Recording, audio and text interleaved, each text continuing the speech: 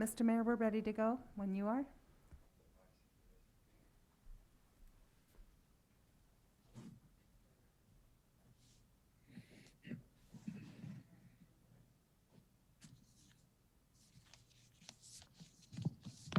All right, are we all on now?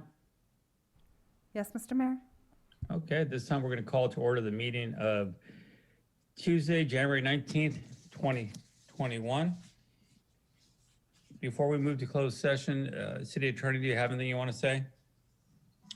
Yes, thank you, Mr. Mayor. If the City Council so moves, it will go into closed session to discuss those items agendized for closed session discussion, which would be item number 1, conference with labor negotiators pursuant to Government Code Section 54957.6. Item number 2, conference with legal counsel, existing litigation pursuant to Government Code Section 54956.9A. That case is Allen and Lorraine Woodall versus City of Hollister et al. San Benito Superior Court case number CU 2000155. Item number 3, conference with legal counsel, existing litigation pursuant to Government Code Section 54956.9A. That case is Elizabeth Williams versus City of Hollister et al. San Benito Superior Court case number CU 2000203. That's all, Mr. Mayor. Thank you very much. Do we have any speaker cards? I have no speaker cards for closed session items, Mr. Mayor. Thank you. Is there a motion to move to closed session? I'll make a motion. There's a motion. Is there a second? Second. Motion is second. All in favor? Aye. Aye. Motion carries. We will Aye. now move to closed session, everyone.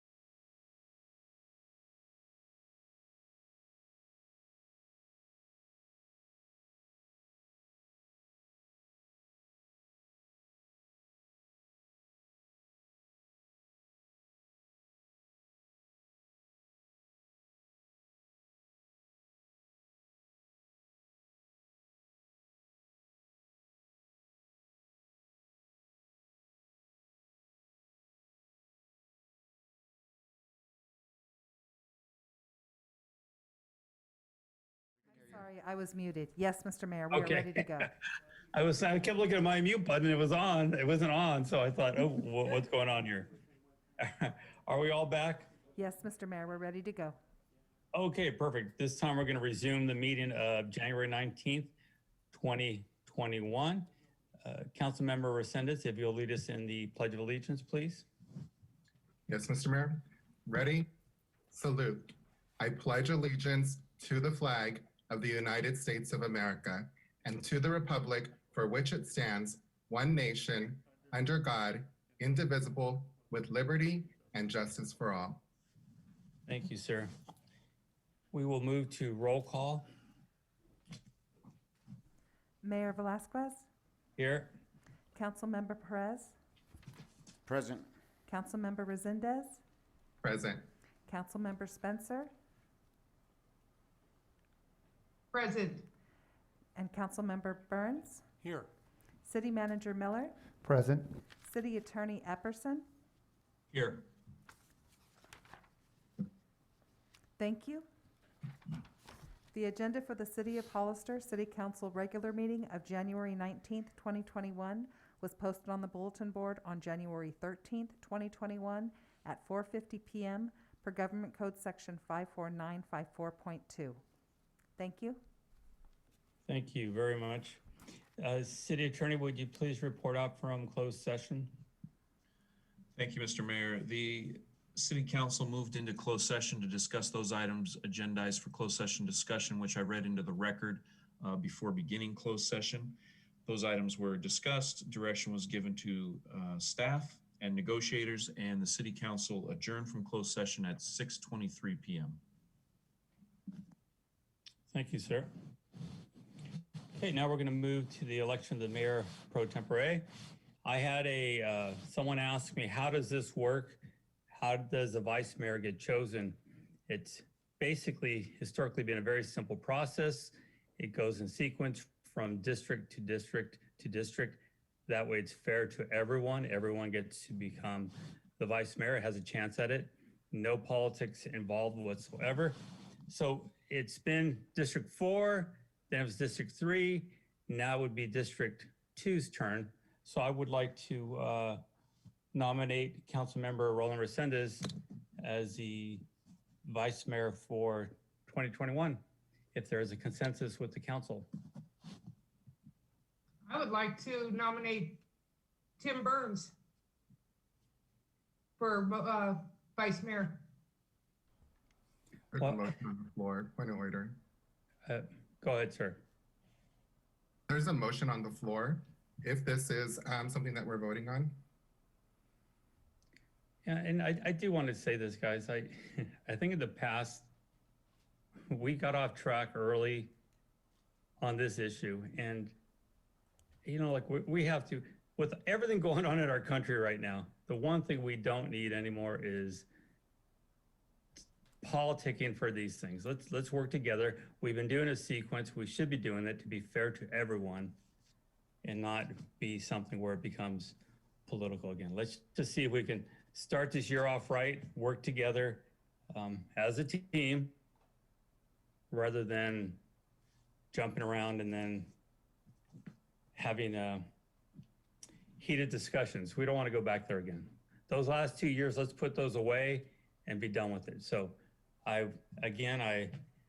my recommendation was District 2 now, because again, it was District 4, then it went to 3, now it's 2. Again, no politics involved. So my recommendation was Councilmember Resendez. Is there a consensus for that?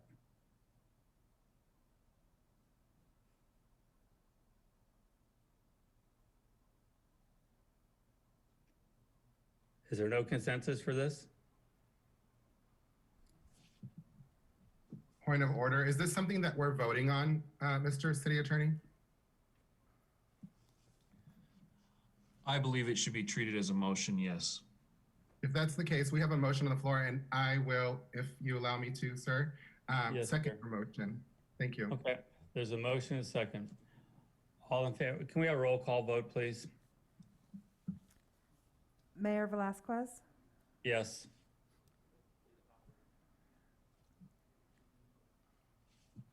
Councilmember Perez?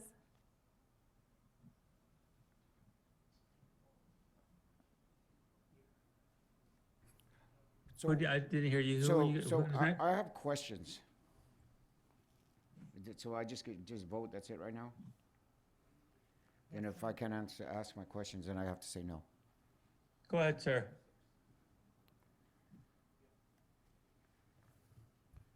Go ahead, Mr. Perez. So this, because I thought we had a conversation before where you told me actually that I was actually supposed to be up for vice mayor, and that it was going the opposite direction, not going 4-3-2-1, it was going the other direction. So I'm kind of confused on that, because, I mean, I really don't want to be vice mayor right now. I just want to try to learn what I'm doing. Yeah. But at the same time, I know we have, per our own conversations, I've heard two different stories here. So is there any way I can confirm which direction we're going on this? Who was the? I actually just looked that up today, and I found out that the order actually is 4-3-2. It's 4-3 anyway. That's the way it was in the past. Then I vote yes. Good.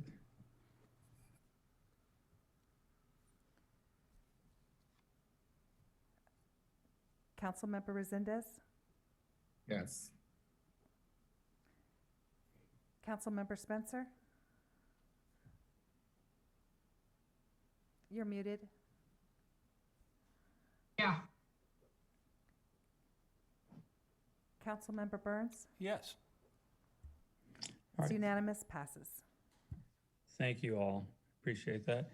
Will you do the oath now? Yes, I will.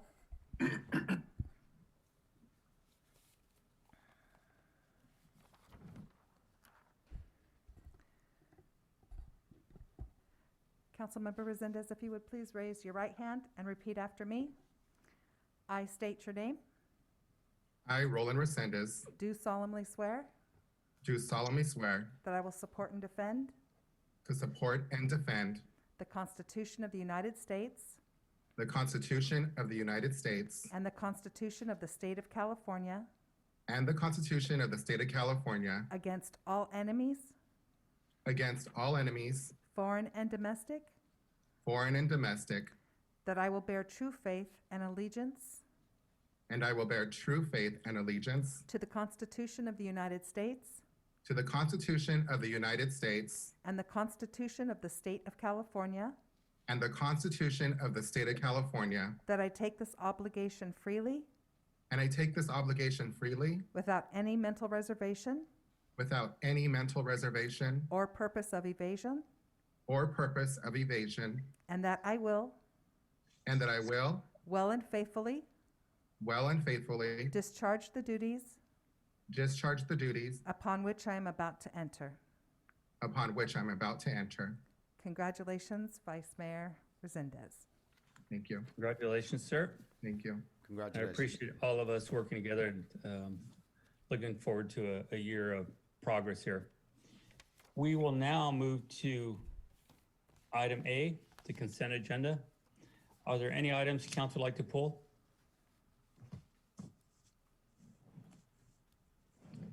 Do we have any from the public?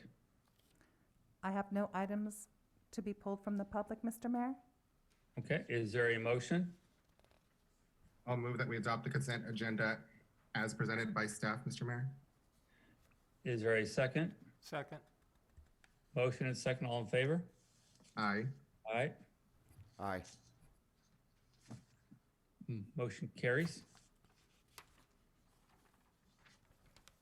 Did Ms. Spencer have, there she is. Did you vote, Ms. Spencer? I didn't hear you. No, I did vote. Okay.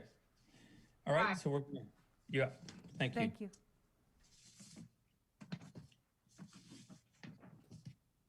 We're now going to move to public input. This is the time for anyone in the audience to speak on any item not on the agenda and within the subject matter jurisdiction of the council.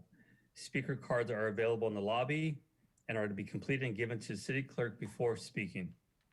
When the city clerk calls your name, please come to the podium, state your name and city for the record, and speak to the city council. Each speaker will be limited to 3 minutes with a maximum of 30 minutes per subject. Please note, state law prohibits the city council from discussing or taking action on any item not on the agenda. Do we have any speaker cards? I have written correspondence from a Joseph Thompson. I have no speaker cards, and no one has a hand raised. Okay, well, we'll move on to D1, city manager's report. Nothing to report at this time. D2, trainings. No trainings at this time. Thank you. We're going to move to item E1, public hearing. Staff's coming to the podium right now.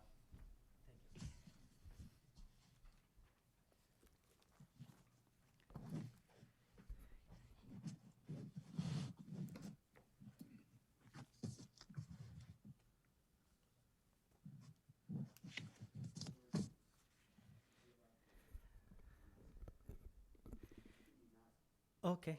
Can you hear me? Can you hear me like this? Remember to talk right into the mic. Right on the mic. Okay. Thank you so much. Can you all hear me like this? Yeah, yes, we Okay, can. Very awesome. good. Thank you. Thank you so much. Thanks, Paul and Christine, for providing the PowerPoint up on the screen. Appreciate it. Good evening, Mr. Mayor, members of the City Council, Abraham Prado, Development Services Planning Manager, Interim Director. This item before you tonight is a master plan for the Chapel Road project area, which consists of 13 contiguous parcels. It'll come up on the screen in just a little bit. And a total of 117.72 acres. A little bit over 17 acres closer to San Felipe Road are designated North Gateway for future commercial uses. And it's identified as Parcel A in the map. That's going to come up in a little bit. And the rest from Parcel B2 all the way through Parcel I is designated for future residential uses in the R1 low density residential zoning district. To get our bearings, the site is located just east of San Felipe Road, all along the Highway 25 bypass. Santa Ana Road is to the south. Chapel Road is located to the west, and there's also parcels to the north of Pacific Way.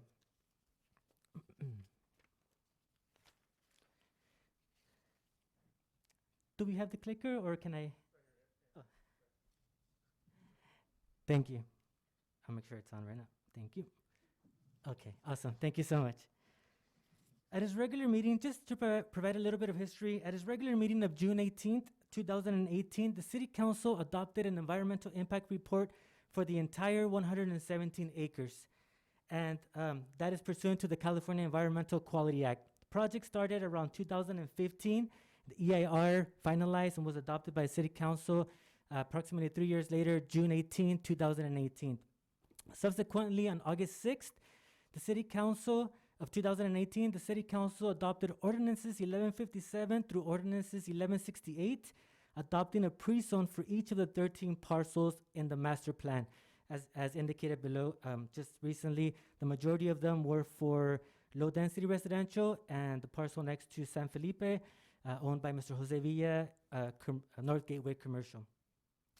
Mitigation measure 3.1.3, as indicated in the report and up on the screen as well, of the adopted environmental impact report for the project area requires that future development in the project area shall develop a master development plan that shall be submitted to the city for review and approval prior to receiving an entitlement for subdivision or site and architectural for future improvements.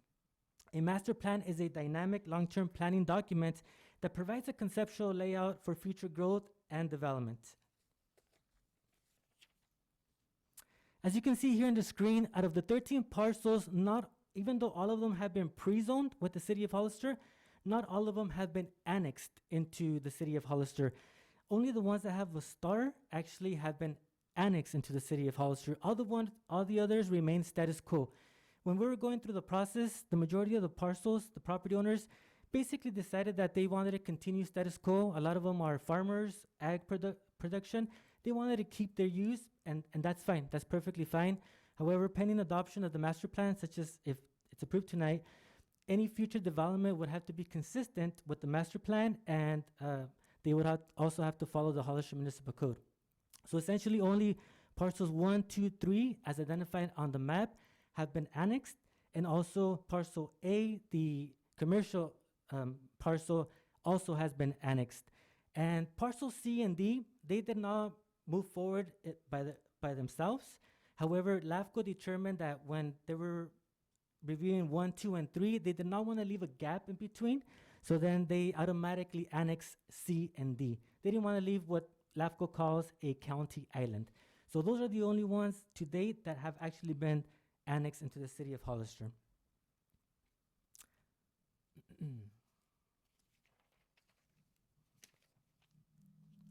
In May of 2019, the city of Hollister contracted with Kimley Horn Planning and Design Engineering firm for the preparation of the master plan for the Chapel Road area.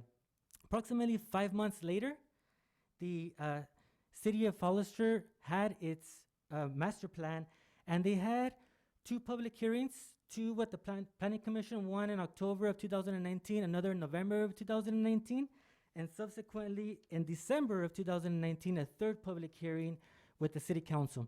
All public notices were sent out in English and in Spanish to the public. The master plan was included in your packets and is also on the screen. So we can get our bearings. At the very bottom, you can see it's San Felipe Road. Then the commercial area, there's a plan there. It's very conceptual. However, the owner, Mr. Jose Villa, has actually hired an engineer firm and architect to actually provide conceptual plans already, pending approval of the master plan. And then you can see the green buffer all along Highway 25 bypass, and then Santa Ana to the south. One of the goals of the master plan was to establish an open space area along Highway 25 bypass based on the 5 acres of open space per 1,000 residents per the city's recently adopted Parks Facilities Master Plan. This master plan also includes a promenade greenscape, as you can see in the screen, from Chapel Road all the way to the bypass. Essentially, it's between Primavera Drive and Maple Street. And you can see it's a green space also that connects from Chapel to the Highway 25 bypass proposed green space buffer. Additional master plan goals include 1, to incorporate a wall-free linear greenway along Highway 25 as an attractive introductory entry into the city of Hollister. Another is to create a pedestrian-friendly environment and a connective system for residents within the North Gateway area and beyond. Connective as in for vehicles to be able to get from one side of the area to the other, and also across to Santa Ana and to Primavera. And not only for vehicles, but pedestrian, sidewalk, curb, gutter, and also for bicycle as well. Also to create a pocket parks and park areas along the greenway that can be designed for such activities as a landscape garden, dog park, tot lots, small sports courts such as like a basketball court, and workout equipment throughout, having like a trail. And create a framework that allows for homes to face out onto the greenway and have access to the parks with views across their agricultural fields and into the mountains. Per the December 16, 2019 City Council meeting, the consensus of the City Council was that the Chapel Road area master plan as presented was very beneficial. There was a consensus that it looked really good and it was beneficial. However, prior to moving forward and considering approval of a master plan, the City Council determined that the master plan should have, quote unquote, additional specific information. The additional specific information is included as part of your packet within the resolution and transmittal. And very briefly, it includes the following 9 items. 1, open space amenities, basically to have a plan, identify the types of recreational features that were just mentioned, and to include a safety perimeter fence from the bypass to the homes.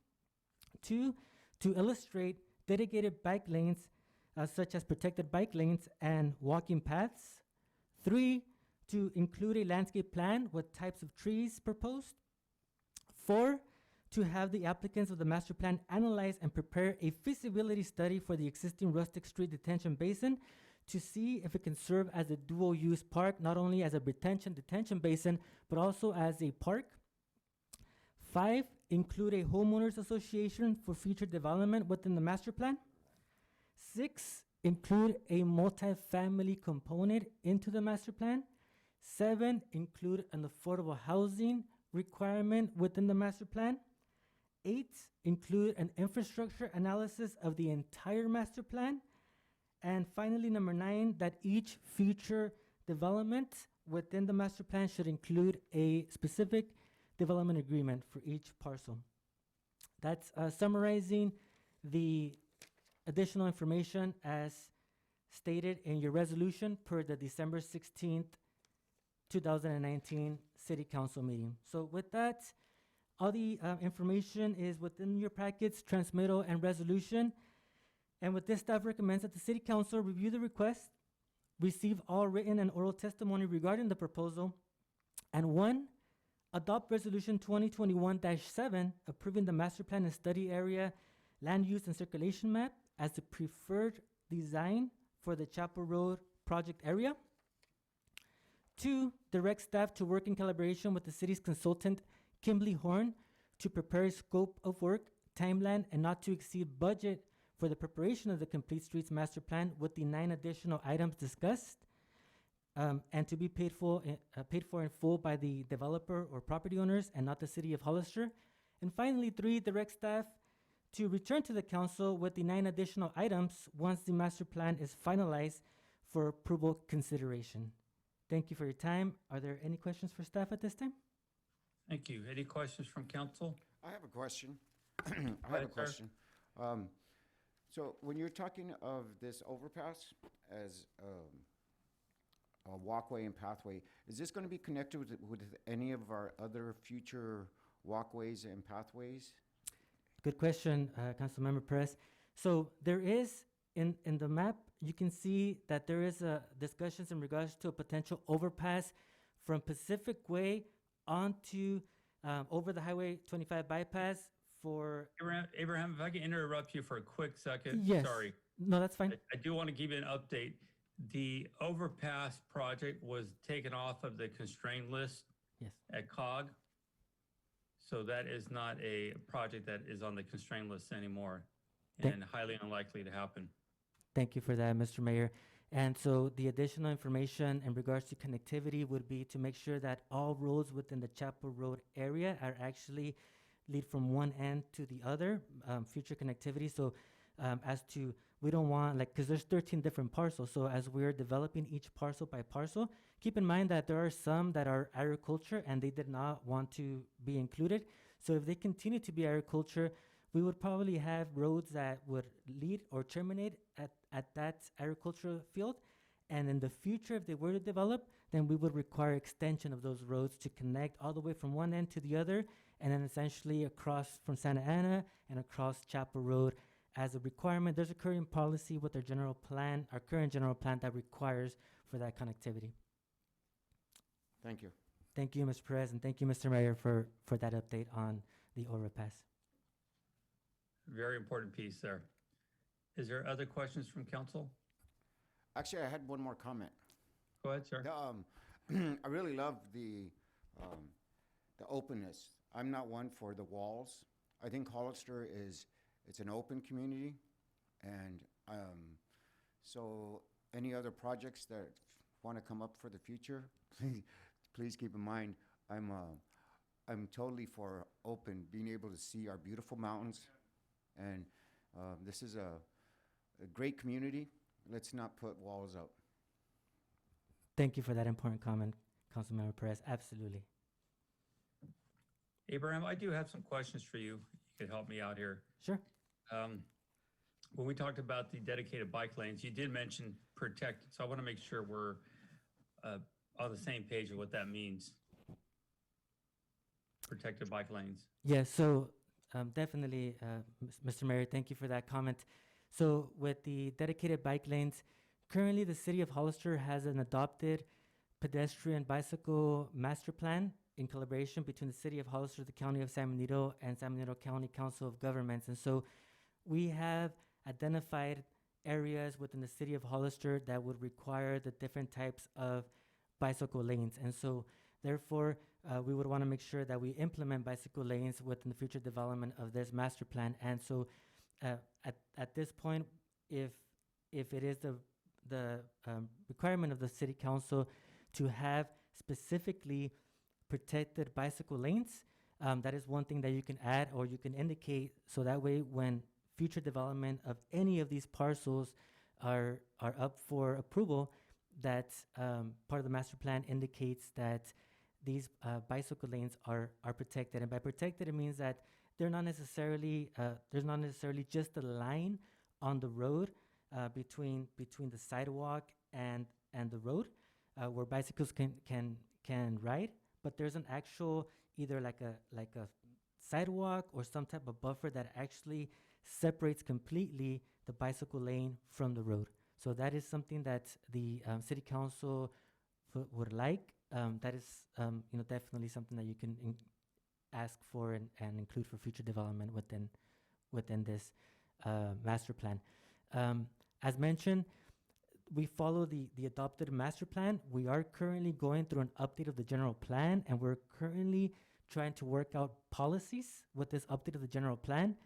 Hearing you loud and clear, one of the policies can be, as you mentioned, Councilmember Rick Perez, try to avoid or eliminate any future sound walls as best as possible with developments, and include protected bicycle lanes, as mentioned by the mayor. Correct. I think he's right. We got to stop making our neighborhoods like prisons and open them up more. We do have a lot of beauty.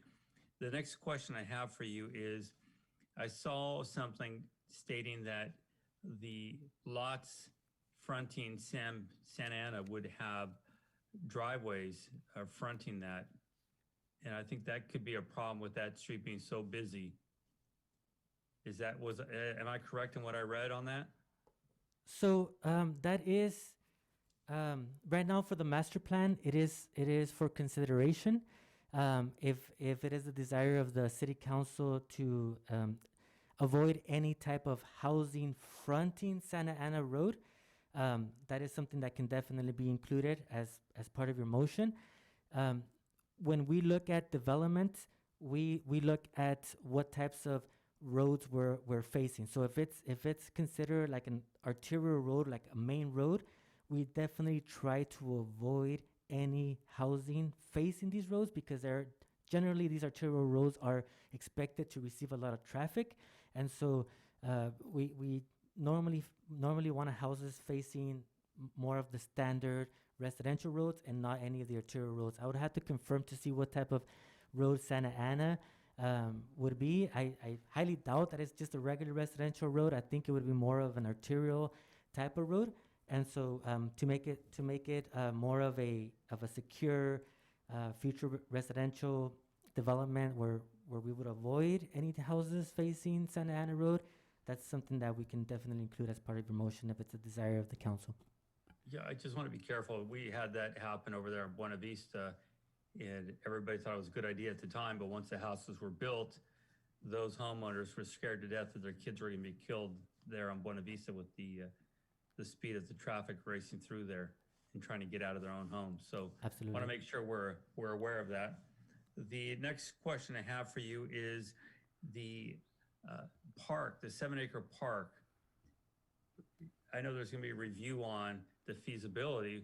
What happens if they come back and say, oh, we can't afford to do that neighborhood park? That's a retention pond now.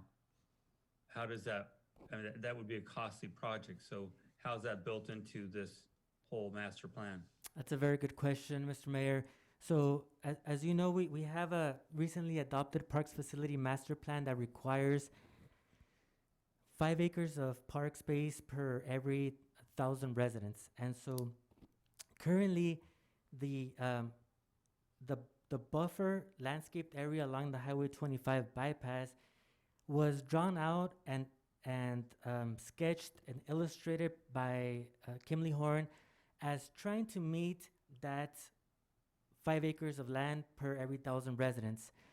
The neighborhood park that's on the master plan, essentially it's currently, as you know, it's a detention area that essentially treats and manages stormwater from from a larger area in that site.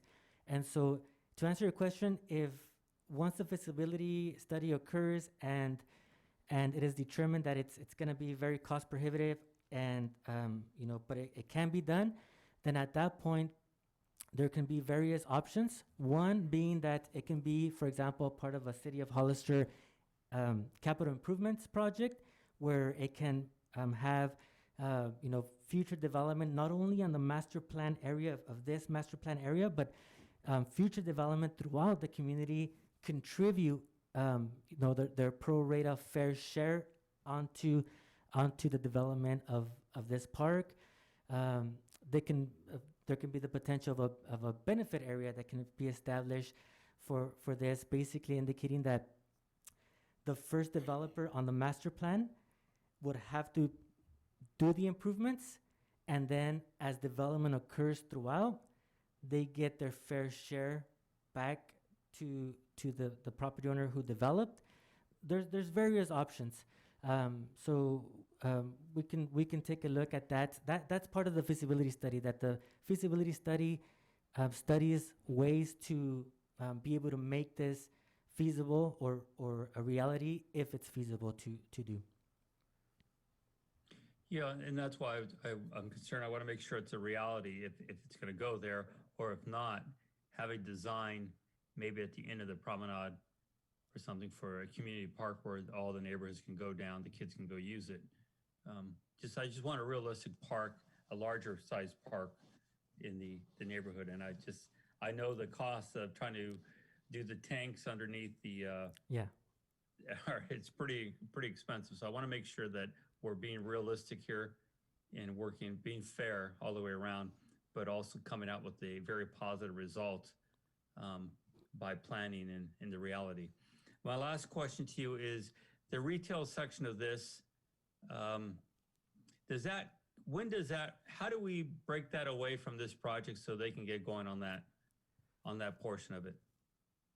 That's a good question. So if the council approves the resolution as proposed now, the retail section next to San Felipe Road, owned by Mr. Jose Villa, who's actually here present in the council, that retail section would, and including that and the other parcels, would have to be delayed because there would be additional studies that have to be made to include the 9 additional items on the master plan. So as an option, if the city council determines that they want to move forward and adopt the resolution and continue with the 9 items, but feel that those 9 items should be strictly for the residential development component and not for the commercial component, we can make a motion to break the commercial property away,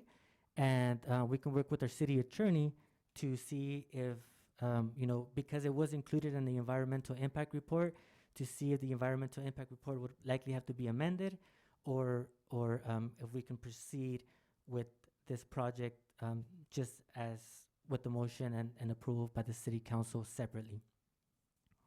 Okay. And sorry, but I do have one more question, and I appreciate that because I think it's really important if we can break that off so they can get moving on the retail portion. The other part, the last question, I promised to be the last question. I noticed the ones that are zoned right now are the upper portions or the northern portions of the property. And there was a conversation about multifamily, at least 20%. Then we found out how far behind we are on as far as multifamily here in our community. Is there a possibility we can increase that on the other sections to have more multifamily on the southern sections of the project?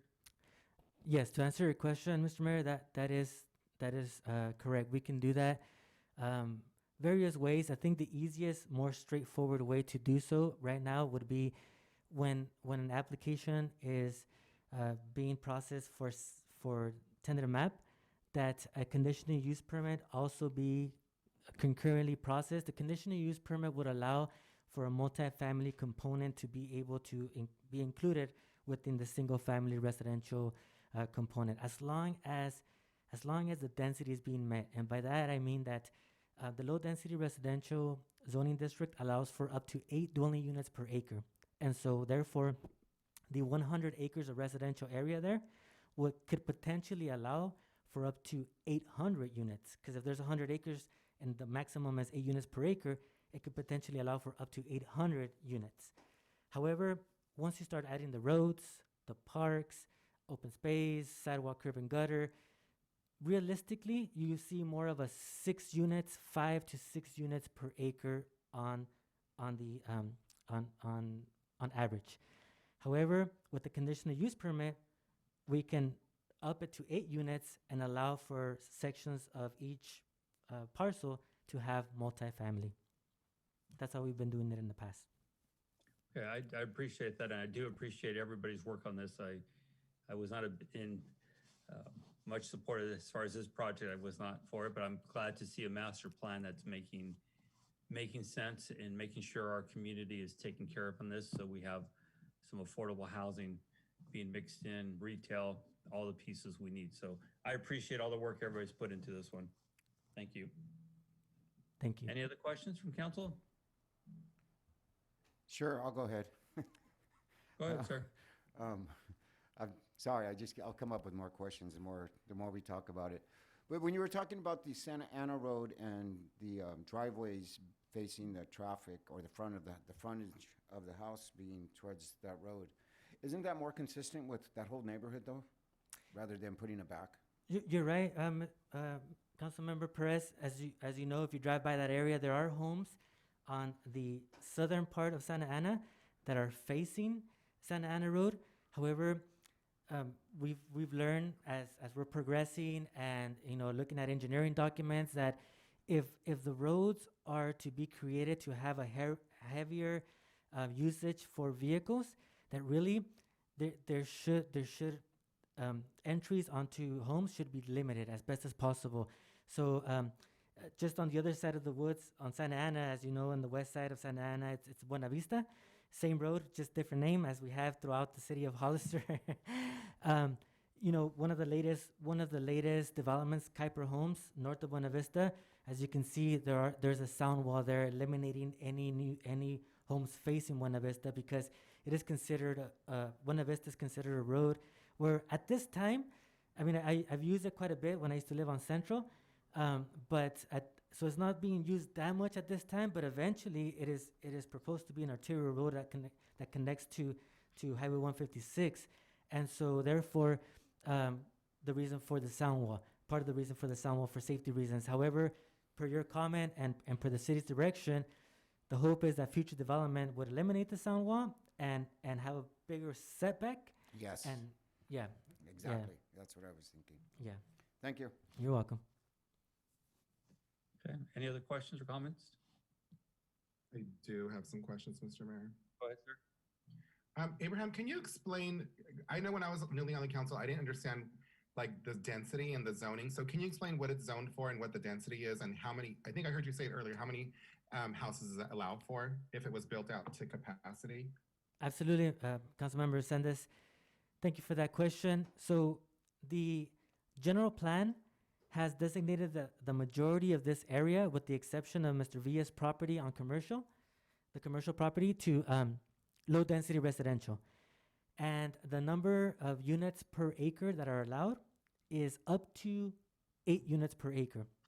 So therefore, there is approximately 100 acres of land that are considered residential.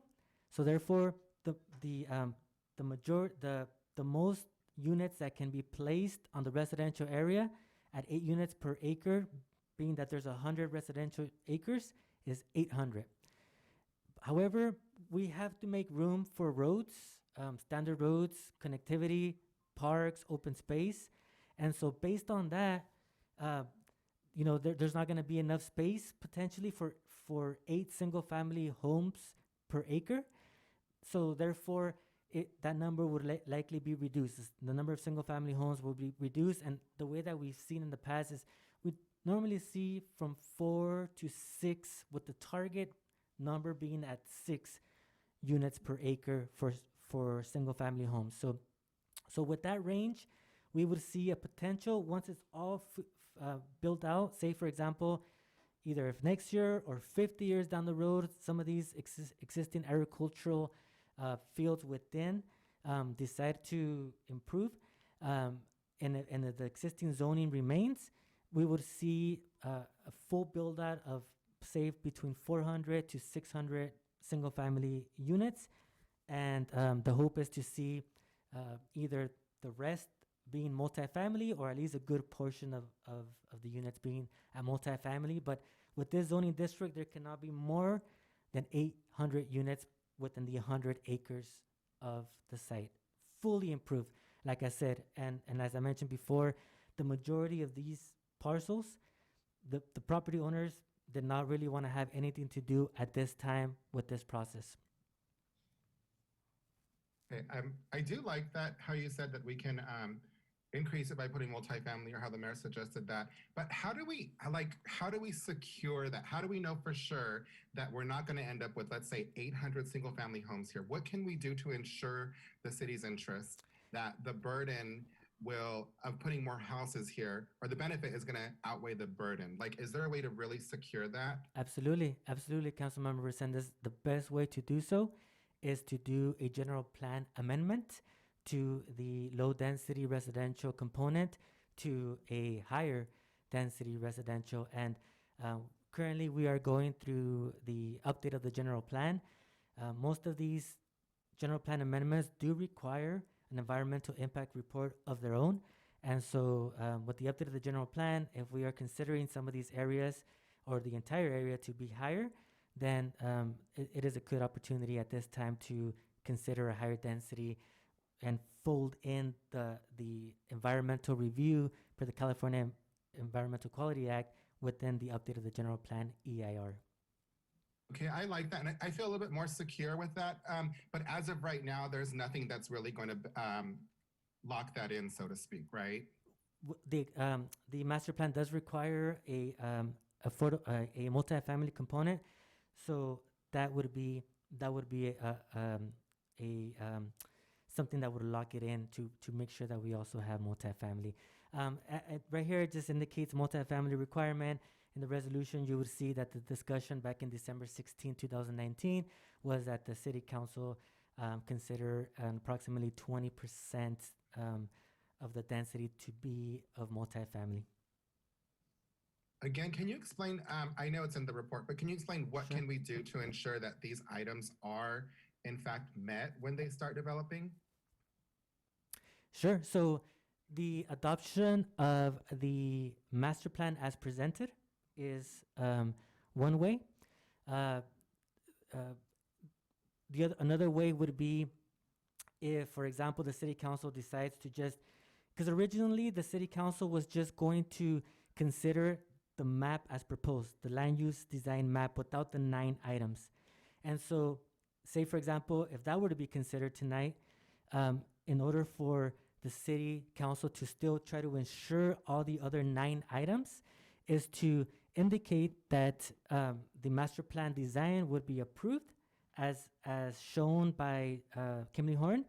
However, upon development, prior to any entitlements, such as a subdivision or set in architectural, the property owner would have to get an approval by the City Council for a performance agreement or development agreement that ensures the items that you would like to include, such as multifamily and any of these 9 items. That would be another way. So one thing that concerns me about that process, Abraham, and I shared this with you earlier, is that even if we do vote on that and there's a new council that comes along, they could essentially say, no, we don't really agree with these 9 items, and you guys can go ahead and build out to like single family homes or maximum capacity. That's a risk that we're taking by approving it tonight, correct? So if the resolution as presented is approved tonight, then it's locked in. However, if it's approved by only the design aspect of it, and say with the condition that prior to any future development, a performance agreement or development agreement is approved by the City Council with these items, that is where the risk comes in. Potentially, if, say, for example, the property owners decide not to move forward now at this time, and wait until a while, and if there's a turnaround on the council with different mindsets, then that's where the risk comes in. I do want to say that the property owners of parcels 1, 2, and 3 on the map, and Mr. Jose Villa, the commercial aspect of this master plan, have expressed intent to work with the city council and submit a tentative map more sooner rather than later. But you know, we're here trying to get the try to get this approved first, though. Thank you, Abraham. And again, as the mayor stated, I want to see the commercial go through, and I don't want to see it being held up. So if there's something we can do to ensure that, let's say that the plan doesn't go through as presented tonight, maybe we can start working on that. I think you mentioned something to the mayor about that, correct? That's correct. We can definitely, if directed by the council, work with the city attorney to work with that.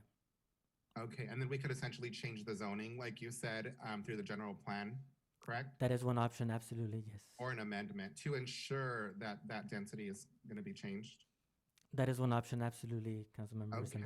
I appreciate that. And then, yeah, I'm not a real big fan of where the park is, so to speak, and I'm concerned about whether we can even use it as a park or not.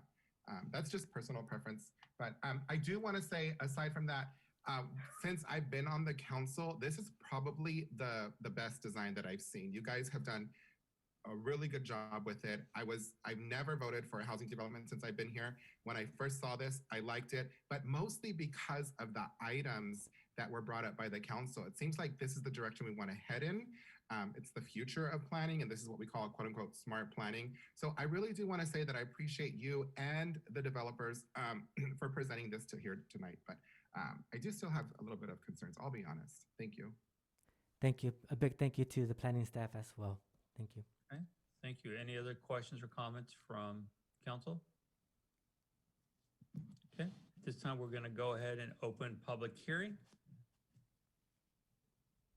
Do we have any speakers? Yes, Mr. Mayor?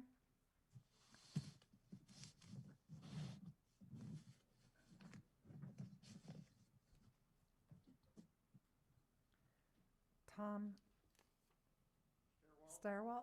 Yes, sorry, thank you, Tom.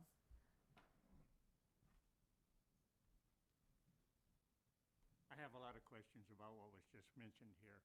Number one is, if I Can you, heard- the speaker, can you speak closer to that microphone so we can hear you clearly? I'm sorry I have to have this mask on, but I'll do my best. I'm There sorry you go. to We hear can hear you much better. Thank you. that they're going to use the retention pond as a park.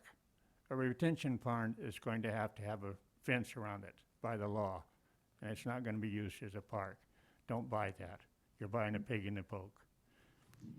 Number one, Chapel Road is a hazard right now, a real hazard. You come out Maple Avenue onto Chapel Road, you want to make a left or a right, you got to get out to where you get hit. The development you let go in there has taken one full lane of Chapel Road out of service there. A road is supposed to have 60 foot wide. The standards 30 foot on each side. All you have is one lane there, and the drainage goes out into where the traffic goes now. Children walk by there going to school when it's raining. The cars are splashing water. They're going to school with wet feet. It's very poor development. Plus, they've put a fence around it there. Like you said, you oppose, which I do too, and they put the fence out. It should have been another 3 foot back on their property there. I'm adamantly opposed to having a fence around this development here. Number three, where's all this water going to go to? There's going to be a lot of accumulation of water with all the rooftops, pavement, sidewalks, driveways. Where's it going to go? There's nothing expressed in that. Where's the traffic going to go other than using Chapel Road from all of this out to Santa Ana Road or to Maple to get out of there? Everything else is blocked in there.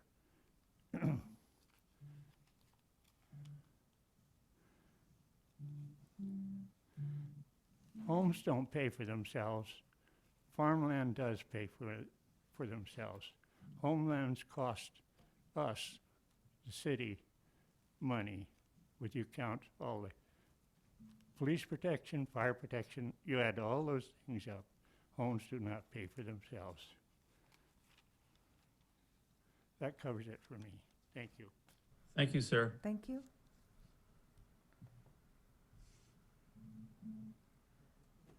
Victor Gomez?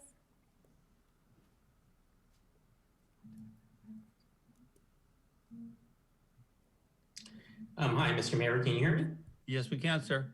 Excellent, thank you. Well, thank you, Honorable Mayor and members of the council. This is Victor Gomez with Pinnacle Strategy, representing a number of the property owners in the Chapel Road area.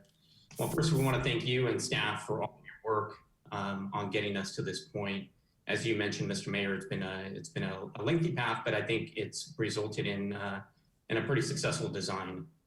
In 2019, the Planning Commission unanimously adopted the Chapel Road Circulation Map and land use maps that are here before you today. That action was taken by the Planning Commission, satisfies the mitigation requirement in the EIR. We then came to the council in December of 2019 and received further feedback from the council. We appreciate that feedback, but we feel that we are a bit too early to put those proposed conditions of approval before you for a vote. So we're asking for the conditions of approval to come back at a future date. This action, by adopting these two maps and deferring the conditions of approval, will allow the commercial developer, Jose Villa, to move forward with his proposal for development and conditions of approval that fit the commercial needs, and allows us to go back to the drawing board with the residential component out there, along with conditions of approval that we could all agree upon. So we understand that these 9 items listed are very important to you, Mr. Mayor, to you, Vice Mayor Resendez, and to the council. So we in no way are trying to get away from getting those done. We just need a little bit more time to iron those out and obviously get those approved prior to any residential entitlements. Today's action doesn't approve any residential entitlements. It only allows for the commercial and residential components to go their separate ways. And it also, again, satisfies the EIR mitigation measure that asks for a master development plan. Adopting the 2 maps would satisfy that requirement. So I emailed all of you and staff with our proposed changes to the resolution, and I'd be happy to answer any questions. But like I said, I've heard loud and clear your concerns. I do understand that dedicated bike lanes, homeowners association, multifamily, deed restricted affordable. We understand all of these are very important to you, and we do plan to come back to staff with something that I think all of you will be happy with. So with that said, I'll stay on the Zoom and I'll be happy to answer any questions that you may have. Thank you, Mr. Mayor. Thank you, sir. Michael Boyer?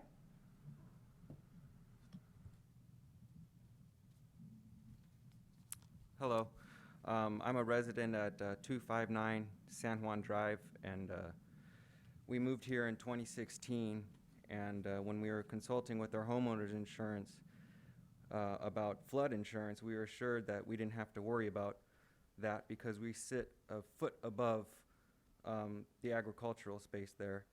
And my concern is, as Tom said earlier, is drainage, proper drainage for that new area. Where's all that water going to go? So that is one big concern that I have. The other is proper improved roads to be instilled. As it is now, North Chapel Road is not an improved road, and it's heavily used for cars passing through, and it's only going to increase.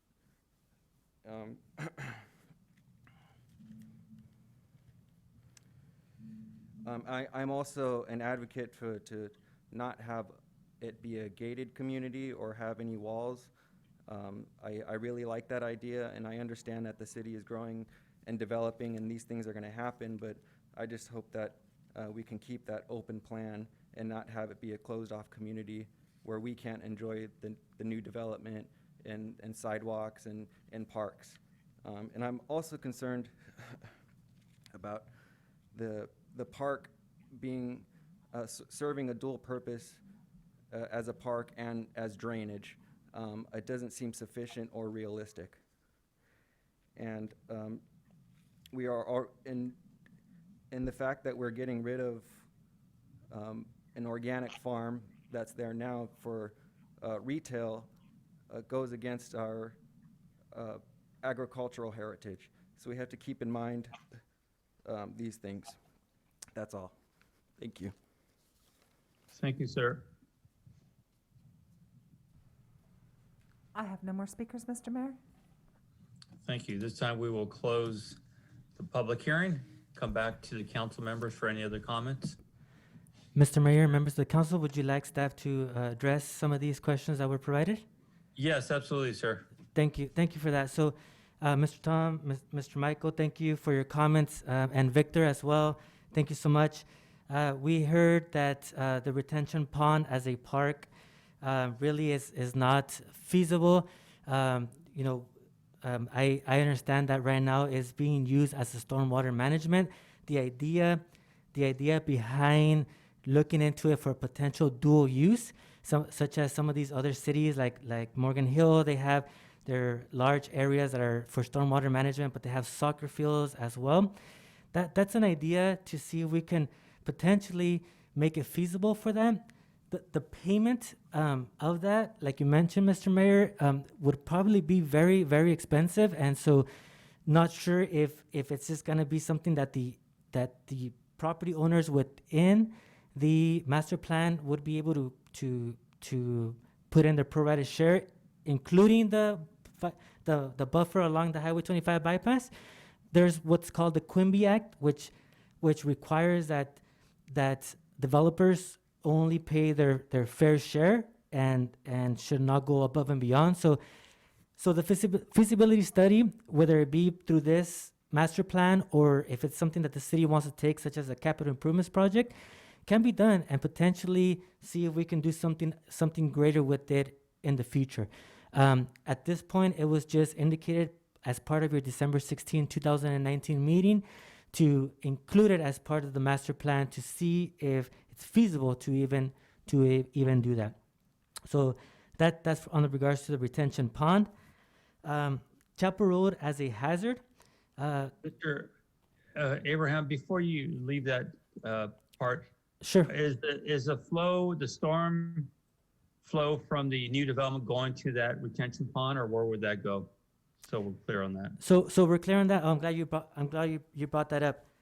So the city of Hollister falls under the California Regional Water Quality Control Board Central Coast Region, and so we're known. Central Coast Region is known as one of the toughest regions in the state of California to meet stormwater management, and so the flow of existing stormwater developments, stormwater in existing developments, and this proposal would go into this retention pond. However, any new development, including any of these new 13 parcels, would have to meet the Central Coast regions for stormwater management using best management practices. What that means is that essentially the storm water that falls into these roofs and eventually into the floors has to be maintained essentially as pre-development standards. So as if this land was not developed. The reality of things is that we're not getting enough of it, but there are times where there's a lot of rain, and so in the times where there's a lot of rain, there could be a potential of an overflow. And the potential of an overflow would have to be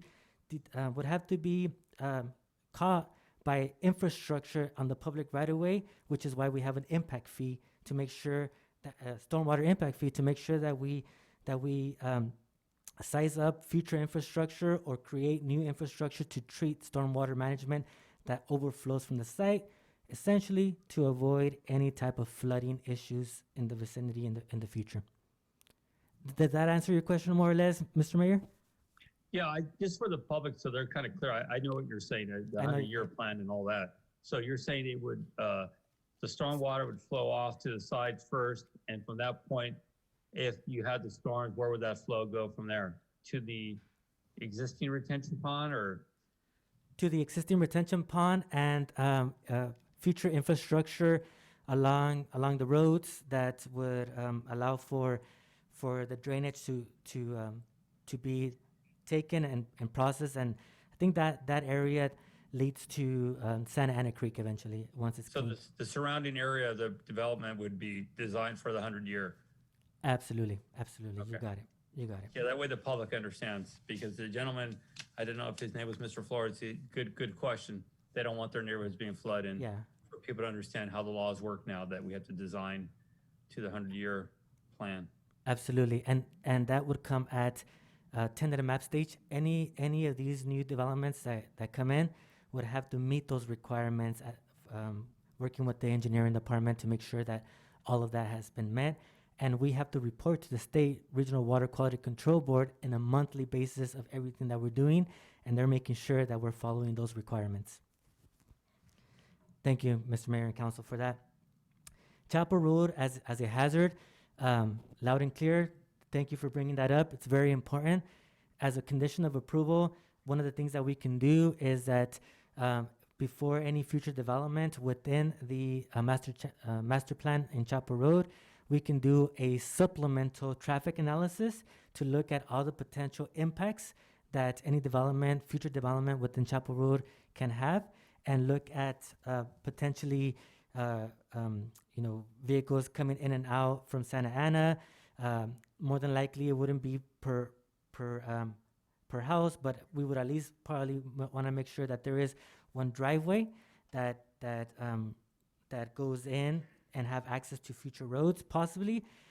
So we can look at that and look at Chapel Road and see what potential impacts any future development would occur, and mitigation measures to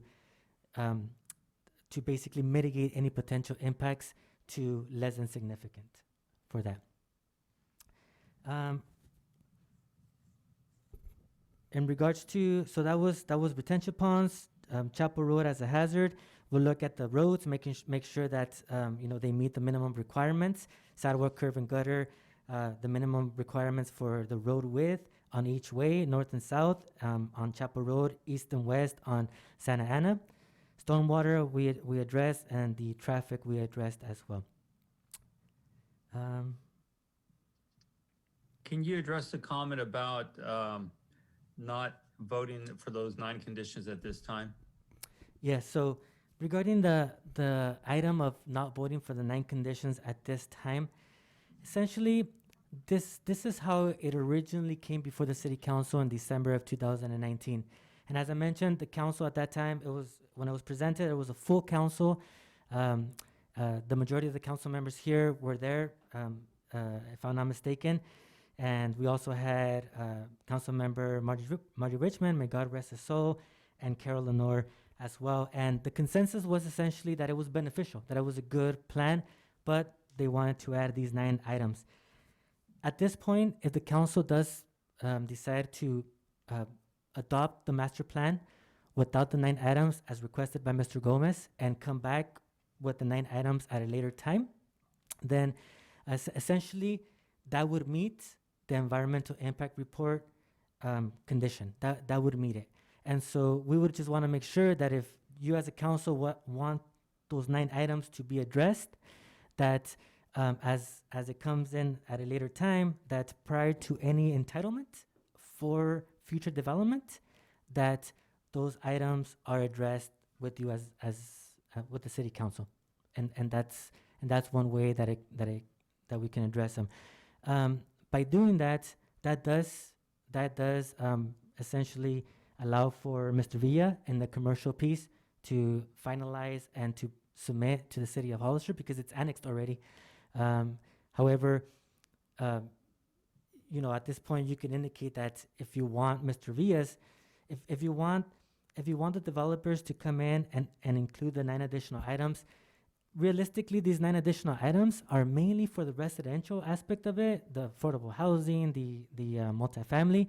So, I mean, if that's part of what you would like to do tonight, you could indicate that we can approve the master plan as proposed, and come in at a later date prior to any entitlements to look at the 9 additional items, and that the commercial component does not need to look into those 9 additional items, but just be subject to the master plan as approved.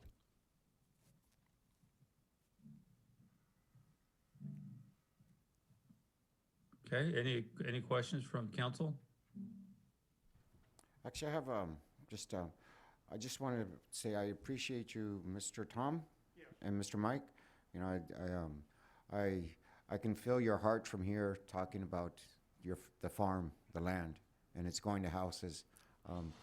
I feel you with that, and I can just sense your emotions with that, and you still presented yourself with respect towards this whole topic, and I applaud you for that. And Mike, you know, it's good to see young homeowners moving up here and being part of the community, concerned with our future. So thank you, guys. Thank you for bringing that up, Councilmember Perez. I know that you mentioned, Michael, you mentioned the heritage of the agricultural, very important. If it's okay with the council, I would like to address that as well. At this time, most of the agriculture that's existing is status quo. They have not indicated that they want to do anything at this time. It can very well be that tomorrow they change their mind and they say, yeah, we want to do something. Or it can be that they want to continue to be ag productive for the next 50 years or more, and that's fine. It can remain status quo. One thing that I do want to emphasize in regards to the agricultural aspect of it, agriculture is really dear to the hearts of many existing community members and people that are coming in. They see this agricultural land around the city of Hollister, some of it within the city limits, very rarely now. There used to be a lot more, you know, back in the 90s, 80s, and before, and a lot more in the county. So one of the things that we did, that the council actually did, was that we have a mitigation measure that as ag becomes for this 120 acres, 117 acres, becomes transformed into improvements, into residential or commercial, that agricultural land, there's a mitigation measure that agricultural land in the county, the property owners have to find some land in the county, acre by acre, to preserve it in perpetuity, to make sure that there's a reserve for ag land. And there's programs out in the county, the San Bernardino County Ag Trust, that can help with that. And so at least the members here, like Jose Villa and the other applicants, Mr. Brigantino and Mr. Augie Dent, they are on board with that, and they will make sure that occurs prior to any entitlements. Just want to address that as well. Thank you. You're welcome. Mr. Mayor, if I may. Go ahead, sir. Okay, this was a hard decision for me to make or to come to, I'll be honest. Mr. Gomez and planning staff, I do think that this is probably the best design that I've seen since I've been on the council. So again, I just want to reiterate that I appreciate that. Mr. Gomez, you've sat where we are. Ultimately, I think that there's too much risk still because things happen that are out of our control. And we don't know what's going to happen in a couple of years. I do believe your intention and your client's intentions that you do want to do this, but my suggestions would be this. Number one, I'd like for the retail to get going as soon as possible. So if we can look at separating that from the project as you suggested, I'd be very much in favor of that.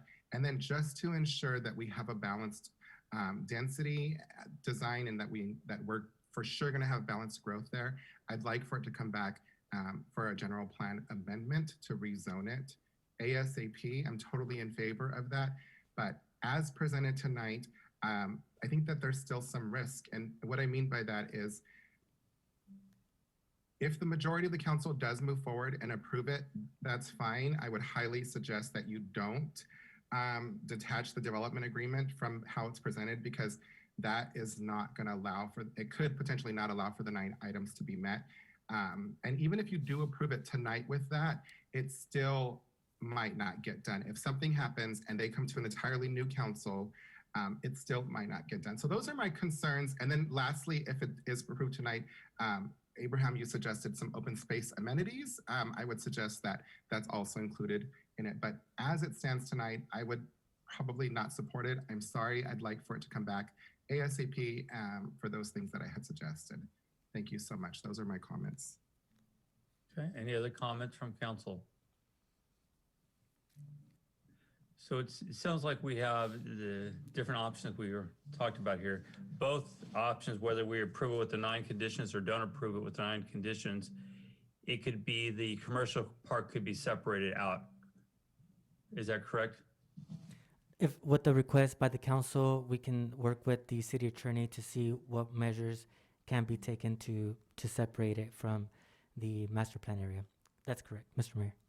So both ways we can make this thing work. And I think it's some good ideas here. Obviously, the things we want to make sure are going to happen are required. So with that, is there anyone from the council would like to make a motion?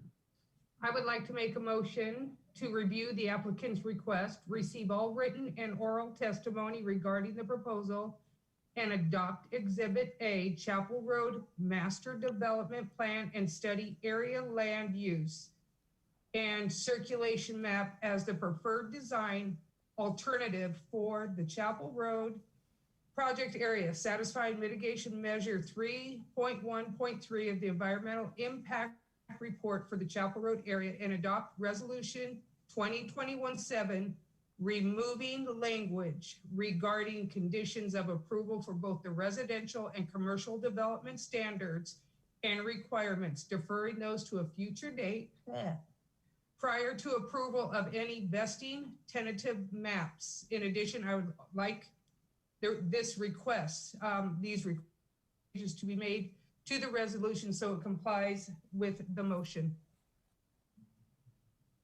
Okay, does your motion include the separation of the commercial area? Approval for both the residential and commercial development standards and requirements, deferring those to a future date. Thank you very much. Is there a motion? Is there a second?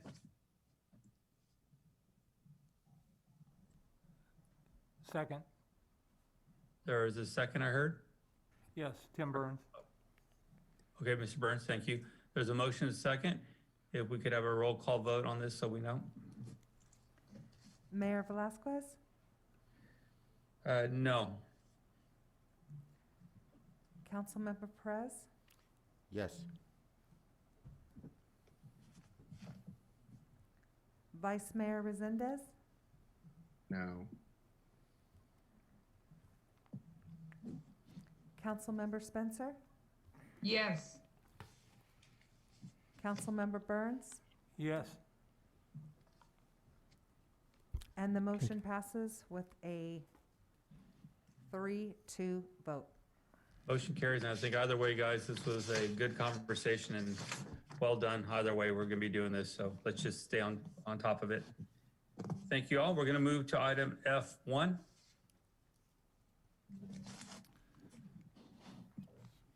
Staff is coming to the podium.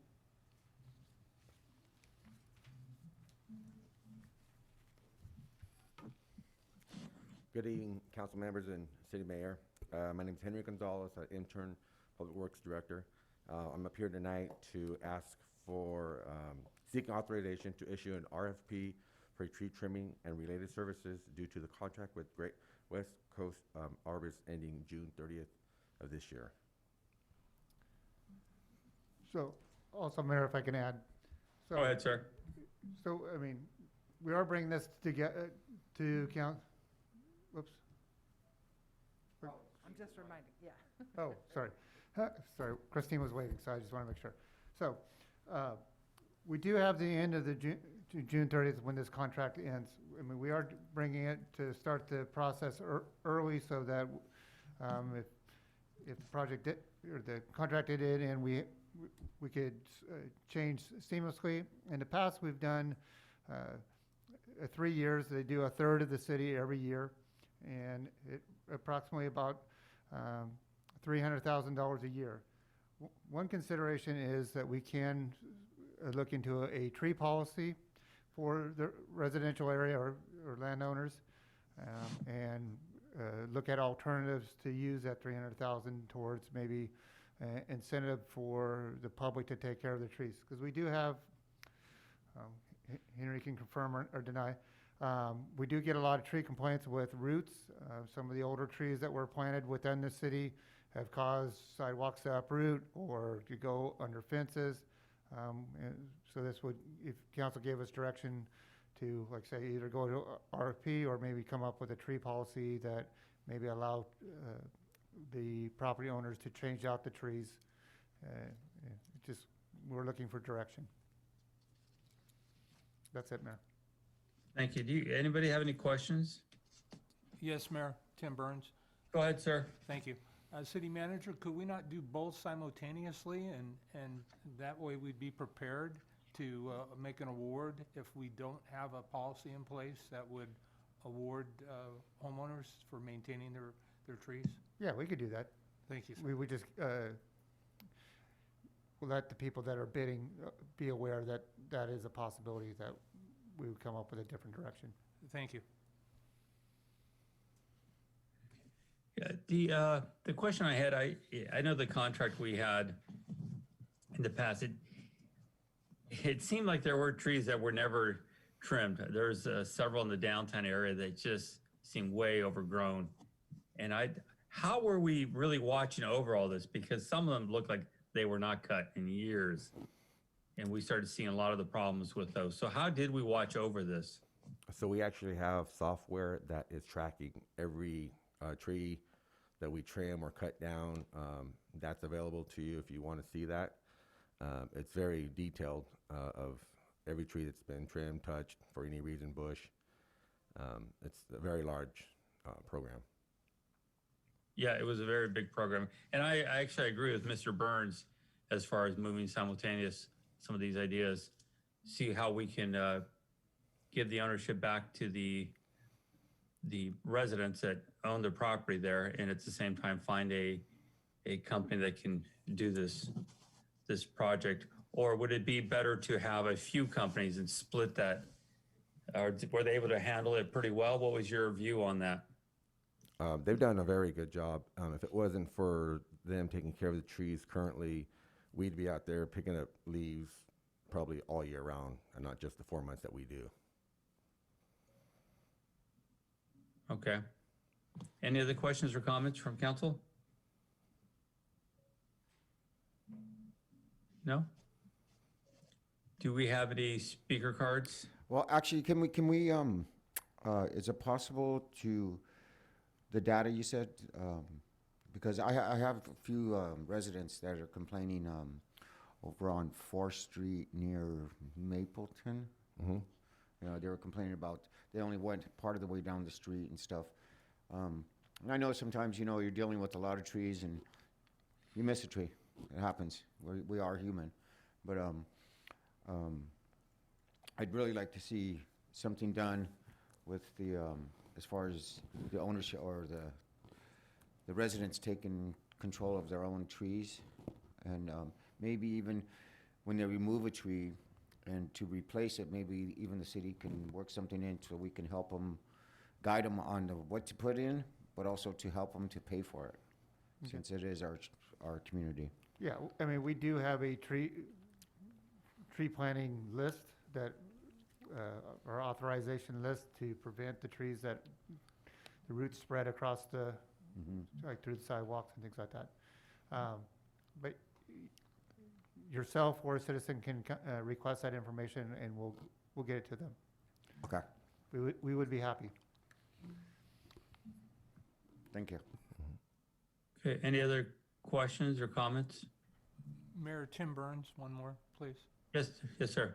Thank you. City Manager, do we currently have a process or a policy in place that will give preference to local tree cutting services or other disadvantaged businesses?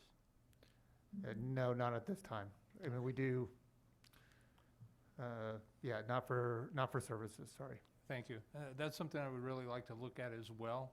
I'd much rather keep the money in Hollister wherever and whenever possible. And if we have a qualified contractor, I would certainly like to see them be given an opportunity. Thank you. Thank you for that comment. It's very true and something we need to talk about in the way of the last time it was too big of a job for any of the local companies to handle. How can we work towards that to give our local contractors the opportunity? Can we, again, can we do it by districts? Is there a way to split this up to make this thing doable for some of the smaller local contractors? As we do the RFP process, we'll look into it. We'll see what we can come up with. And Mr. Burns, you were saying working simultaneously as far as the ownership or transferring ownership to the homeowners. Is that what your comment was earlier? Yes, Mayor, I'd like to see us work on an RFP at the same time working on a city ordinance or some sort of city policy that would give the city or the property owner the option either or, recognizing that this can be a public safety risk as well. Perfect. Thank you. Any other questions or comments? I do. I like the idea of doing it by district, and I just think that'll also give an opportunity to local vendors. If we are going to transfer it over to the residents, then the residents can then either decide to stay with that vendor or to do it themselves. I think that's a great option. And it's just a win-win situation all around. So I like that. Thank you for those comments. Thank you. Any other comments from council? Do we have any speaker cards? I have no speaker cards, Mr. Mayor, and no hands raised. Thank you. Is there a motion? Mr. Burns, you want to make a motion with your recommendation? Certainly, Mayor. I move to adopt resolution number 2021-8, a resolution of the City Council of the City of Hollister requesting proposal for tree trimming and related services agreement. And I'd like to see us move forward simultaneously to create a policy that would give the homeowner the option or the city the option. And I'll leave that to the city's discretion, how that works out in the verbiage. Thank you, sir. There's a motion. Is there a second? Second. Motion second. All in favor? Aye. Aye. Aye. Aye. Motion carries. We will now move to item F2. Thank you.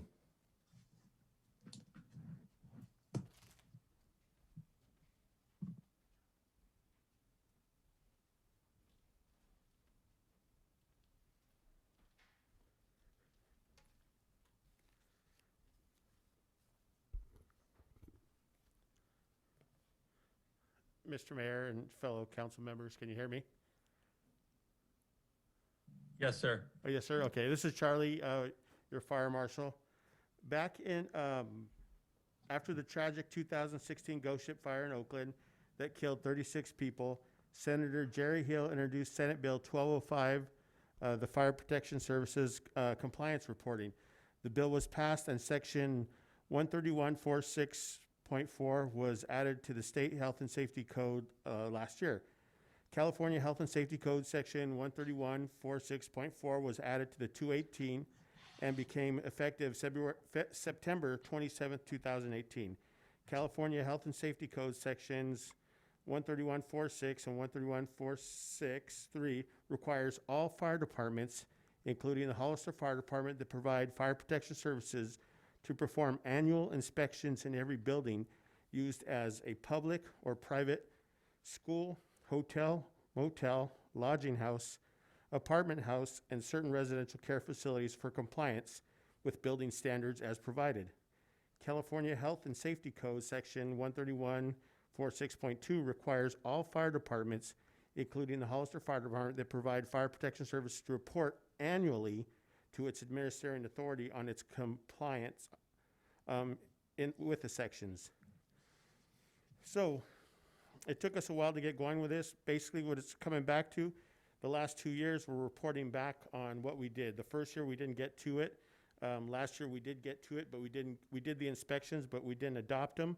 But we have come to you with the adoptions of our educationals, our residentials, and our institutionals that we've completed for the last 2 years. So in total,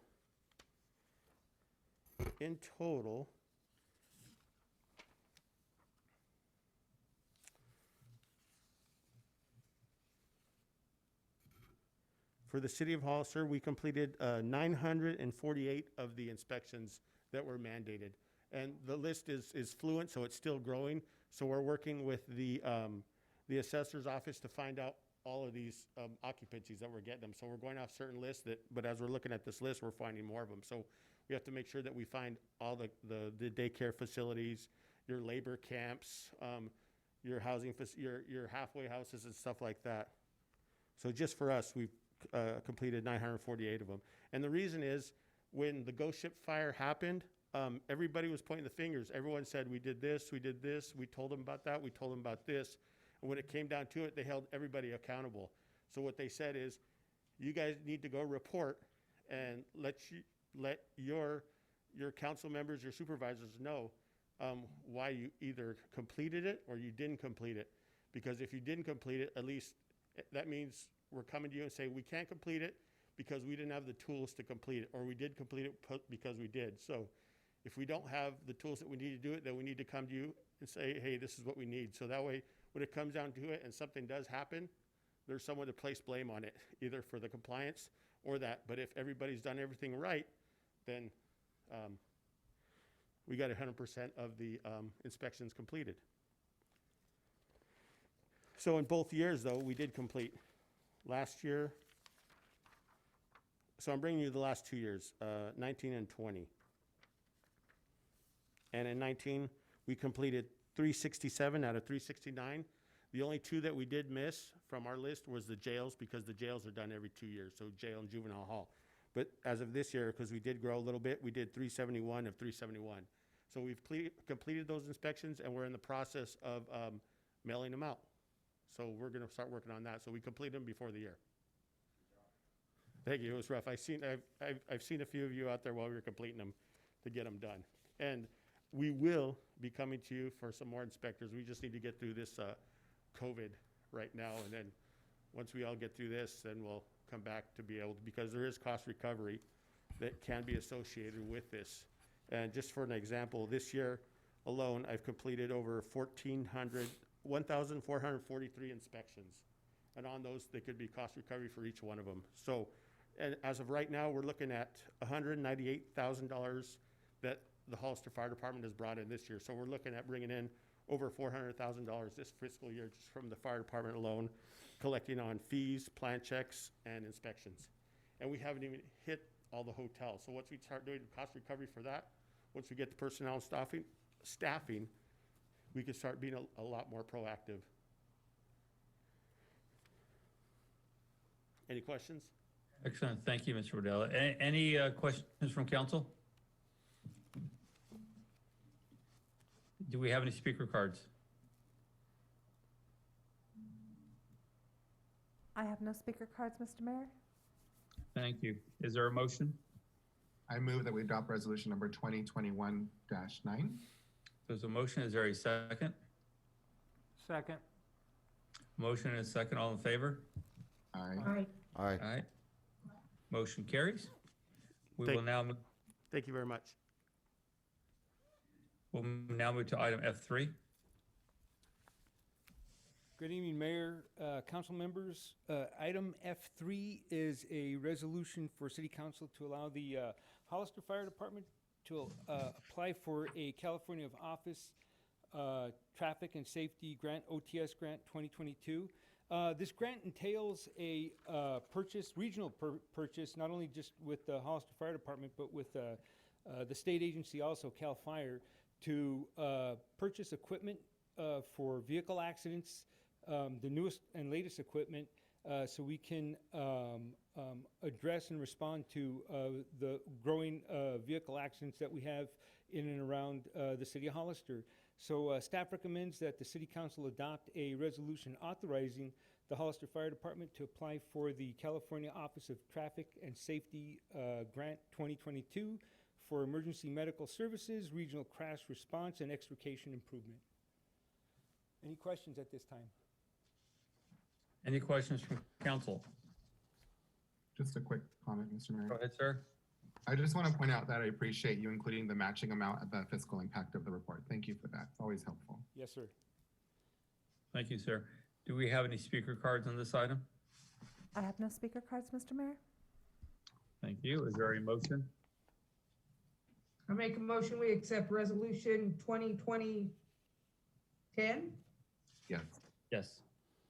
as is. There's a motion. Is there a second? I'll second, Mr. Mayor. Motion and a second. All in favor? Aye. Aye. Aye. Motion carries. We will now move to item F4. Again, good evening, Mayor and council members. This is Bob Martin Del Campo, Fire Chief for the City of Hollister. Item F4 is an ordinance for the City of Hollister to establish a fund to receive the Fire Impact Fee Fund from the County of San Benito. So according to their ordinance number 639 adopted May 4th, 1993, under Article 8, one of the requirements is to establish an account to receive those funds on a biannual process. Part of those funds are, or according to the fund process, is the City of Hollister, or in this case, the Hollister Fire Department, the Hollister Fire District, will establish a capital improvement program to address the impact that developers are imposing on the jurisdiction, including San Juan Bautista, Hollister, and San Benito County. When these developers pay into this fund, there's an expectation of the impact being mitigated by providing this funding source to the fire authority to address such items like a facility out in the county, equipment for responding to emergencies, and apparatus. Currently, I had a meeting with the finance director of the county, and his report up to me for the amount that's in the account right now that the county is holding is $1.387, $1,387,000. Once we establish this account, then what we can do is get together, collaborate, and figure out what the city and the county therefore need as far as facilities, equipment, and apparatus. Any questions at this time? So, sir, the equipment being purchased using these dollars would be allocated to that jurisdiction, to the county or San Juan Bautista or to the city? How would that work? Well, as the lead fire authority within the county, it would fall under the operational use of the department. So, for example, today we had multiple calls in the morning where we had a zero status. With this additional funding source and equipment, what that would do is it would bridge that gap because of the fact that there's such an increase in population. With the increase in population, there's an increase in call volume also. Well, what this funding source does, it addresses that because of the development. Now, the development consists of residential, office and business, and light industrial, or any kind of industrial, and they're all feed probably in a different category, residential being the most expensive. And what that does is because it brings more population within the community, operationally, how we would use that equipment is that we would disperse it to the jurisdiction or to the area that's most densely populated and demands the response for service. I appreciate that. The other question, as you point out, the operations of the department throughout the county, the issue we had in the past is, and we still have, is that the CFDs being collected in the county are not being allocated to the department. They're being used to just pay off the the annual contract. Is there any progress in that front? I can have a talk with the finance director on that, and I think that there's going to have to be some kind of revision to it, sir. So what we realized during the conversation with the finance director was that when they did the fee study with Wilden Associates, the information that they received was antiquated, and they still had CAL FIRE as the overall fire service providing authority. Well, that we had taken the contract in 2013, and that study was developed in 2017. So that kind of shows you the revision that we're going to have to go through. So to answer your question, by using that as an example, yes, that's going to have to be addressed, and it's going to have to be updated to reflect our current condition within the county at this time. Thank you, sir. It's very, very important. I appreciate it. Any questions from council? Do we have any speaker cards? I have no speaker cards, Mr. Mayor. Thank you. Is there a motion? I make a motion that we accept Resolution 2021-11 as stated. There's a motion. Is there a second? Second. Motion is second. All in favor? Aye. Aye. Motion carries. We'll now move to item F5. F5, Mayor and Council members, is a resolution to have the City Council adopt and authorize the Hollister Fire Department to purchase a fire apparatus to replace the Type 6, that's the wildland apparatus, the smaller pump, the smaller pickup that we spec'd out to do rapid suppression on some of the more difficult to negotiate terrain out in the county and within the county also. This was one of the apparatus, Mayor, if you can remember, when we went to the city manager's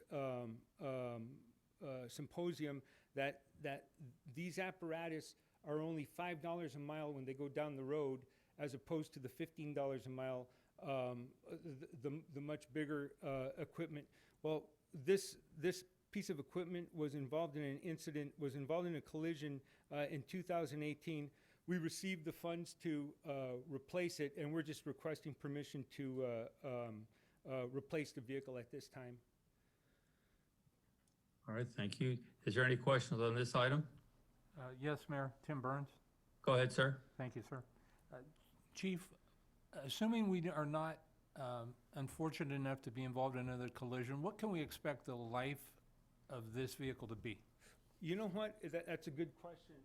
Thank you for that. So the life of these vehicles are traditionally would be about 10 years on the road as a first out engine, according to the National Fire Protection Agency, or I'm sorry, not agency, but the authority. And what happens is, after it's on the road for the first 10 years, it becomes a reserve apparatus, and you have a newer first out engine, where this one would become the reserve apparatus in the event that there's service and maintenance, and if this vehicle goes out on a strike team.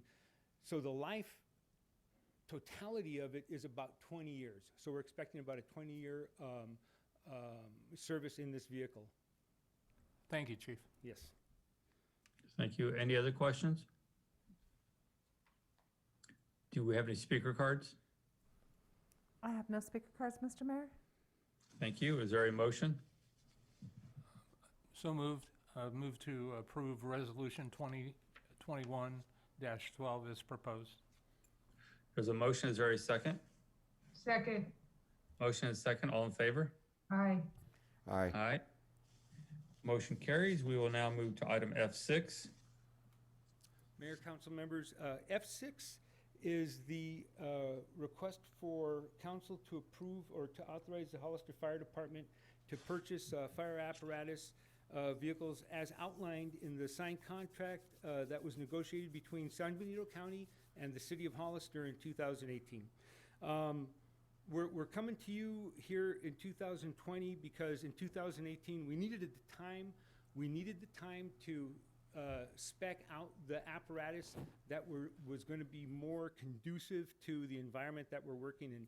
So we're a unique city where we have the rural housing and industrial development flourishing within the city, but we're intermingled with the urban interface. So what we call that in the fire service is the WUI, the wildland urban interface, where you have some of the beautiful agriculture surrounding your basic Kaufman and Broad homes, to say the least, or for the least of a better example. You have track homes out there. So you have the need for a Type 1 structure fire engine. You have the need for a Type 6 wildland quick response engine, and you have the need for a water tender in the more rural landscape of our community. So this morning, as an example, crews went out to a structure fire at the San Benito Lateral, 45 minutes away from their jurisdiction. Well, what they needed out there was a Type 1 fire engine and a water source, because the water that they were going to be drawing from out there was from an agricultural well. We'll suck that up dry within the first half hour of fire suppression. Again, also in Balsa Road, where Chief Dover was fighting a compost fire, we needed multiple water tenders out there. So water tenders are worth their weight in gold. We deploy them in strike teams. We help the state out. And as a byproduct, we make a little money on the side from deploying them because of the staffing, because of the hours that the water tender is put to use, and the administrative fee that comes with a strike team deployment. So what that first year in 2018 gave us was the opportunity to see what is it that this jurisdiction needs, not just the city of Hollister, but the urban interface, the industrial area, the airport.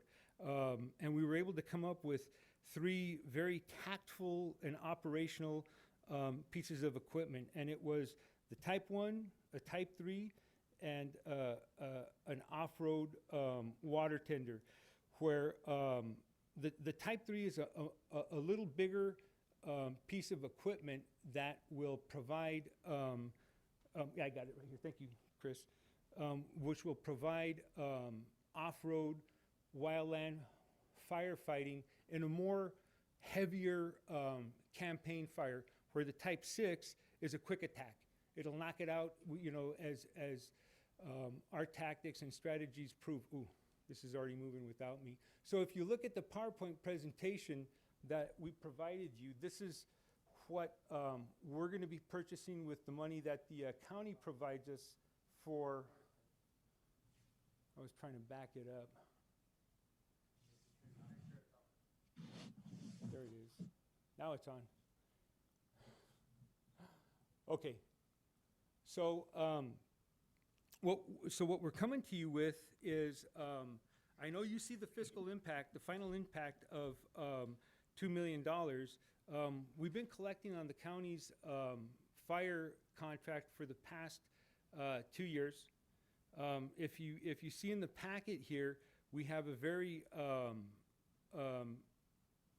I'd say, articulate and creative financing program, not only with the low financing, but with a 2-year deferred payment program. So that'll give the city of Hollister the opportunity to collect another 2 years on top of the 2 years that we have been collecting, for a total of 4 years, and we'll be able to put the order in for the pieces of equipment that we spec'd out, have them built, have them brought back to us within 18 months, Rod? 18 months or less. It'll be about 18 months or less before we get the vehicles back, and then at that point we start paying on them. So it gives us that opportunity. We didn't come to council last year because we understood that the economy was taking a nosedive due to the pandemic. Well, finance companies and manufacturing companies out there have seen that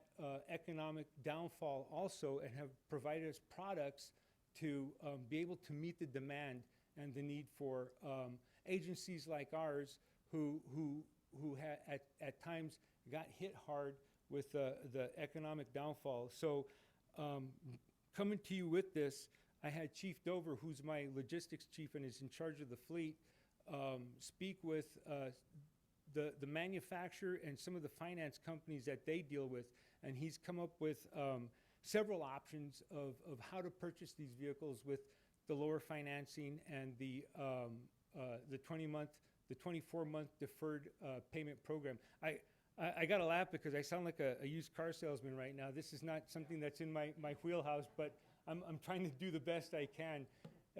But if I can get Chief Dover up here, he'll better explain to you some of the financing products that are afforded to us, and we can go through some of the equipment that we're going to be buying with the county's funding source.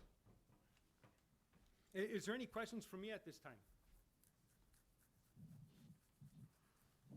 Okay. Okay. All right, can you hear me okay?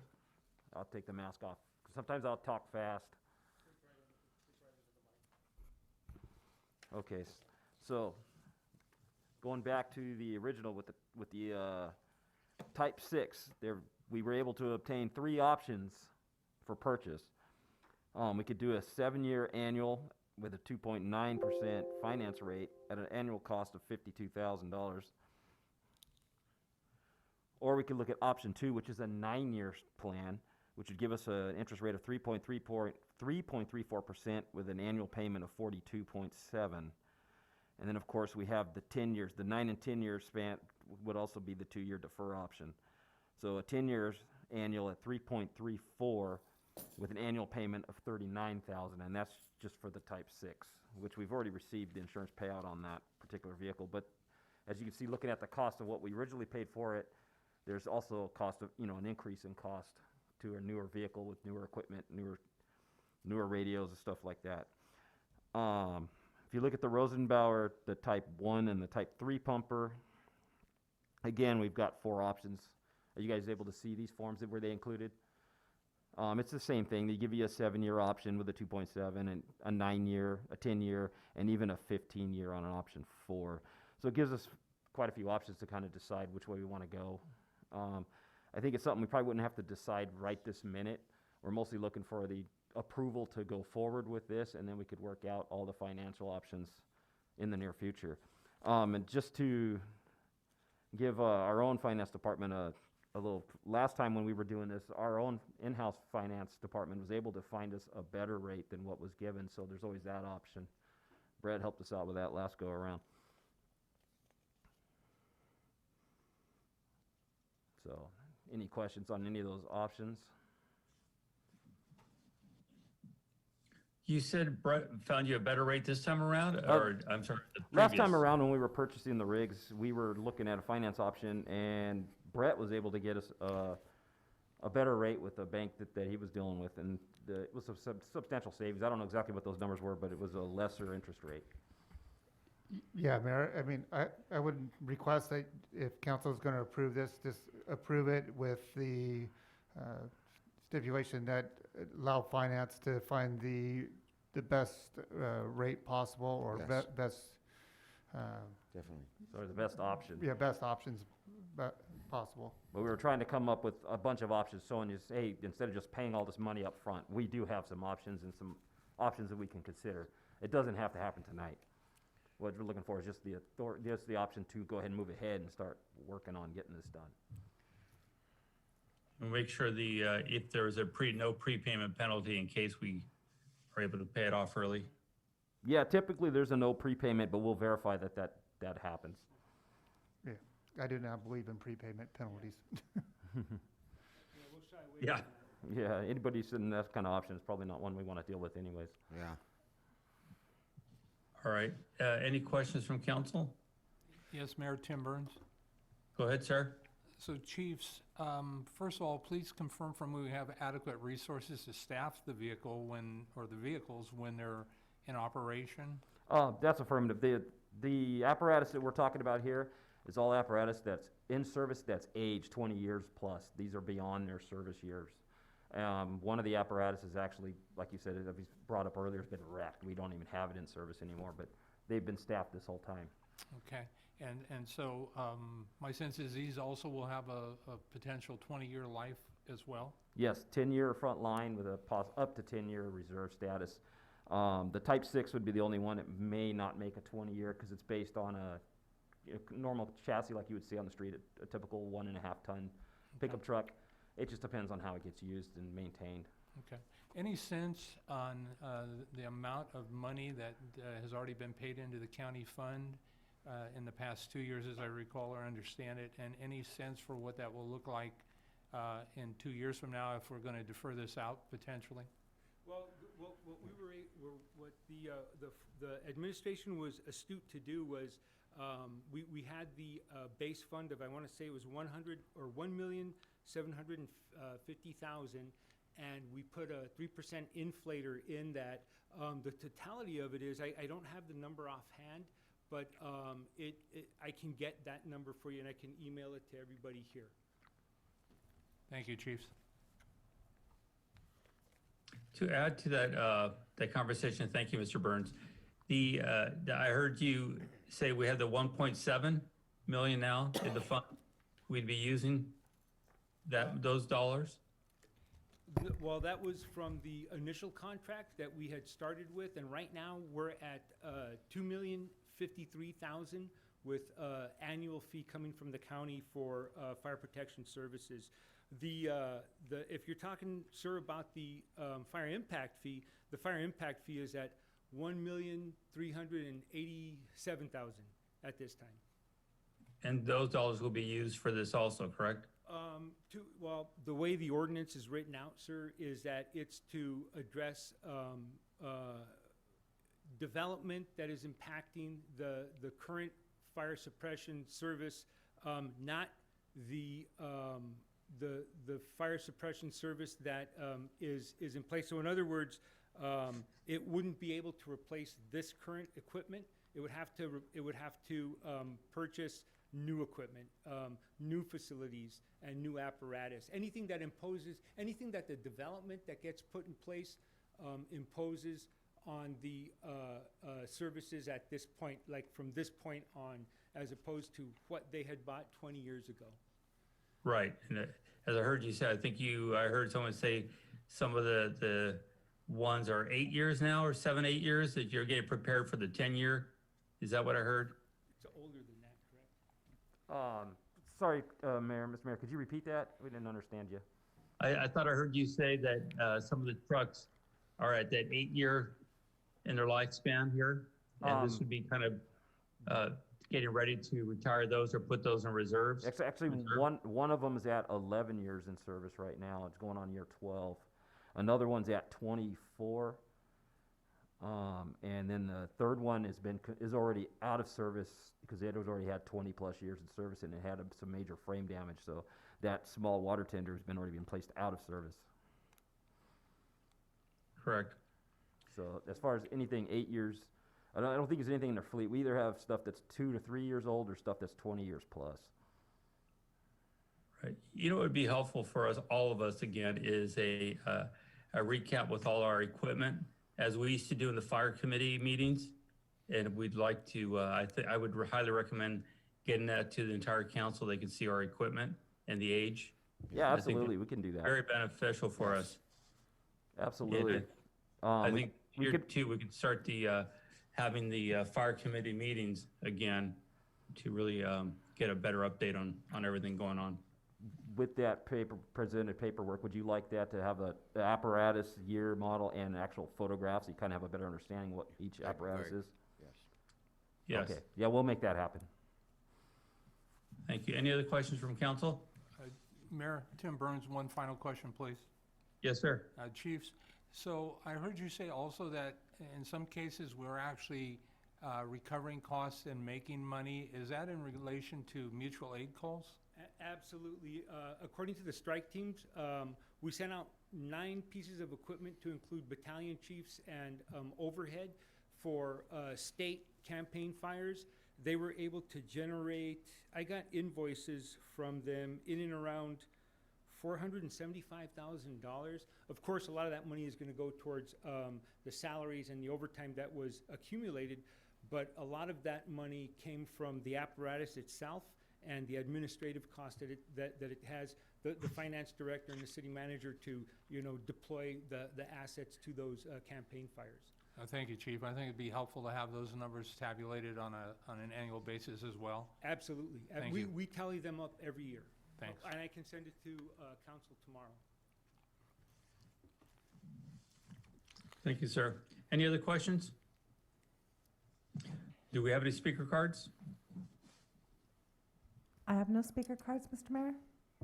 Is there a motion? I'll make the motion, Mr. Mayor, to adopt resolution number 2021-13. And then are we adding the amendment to find the best option out there? Is that correct, Mr. City Manager? Yeah, that would be helpful. Yes. Okay, we can add that. Okay. There's a motion. Is there a second? Second. Motion and a second. All in favor? Aye. Aye. Aye. Motion carries. We will now move to item F7. Thank you, Mr. Mayor. F7 is requesting legislative recess for the month of July. This would allow for staff to take vacations and catch up on other projects. Okay. Any questions from council? Mayor Tim Burns. Go ahead, sir. City Clerk, is there, perhaps it's me being a new council member, and this may be just the phenomenon all new council members go through, and so I'm willing to own that and acknowledge that, but it concerns me that we take an entire month off, and I understand there is clearly a benefit to city staff.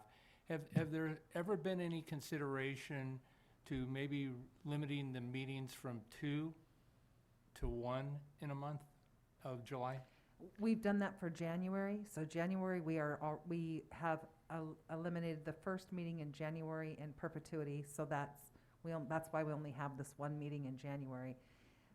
Originally, when the legislative recess started in July, it was due to the rally and gearing up for that, and just not being able to, and not just gearing up for it, but also the cleanup afterwards. So it took a lot of staff time.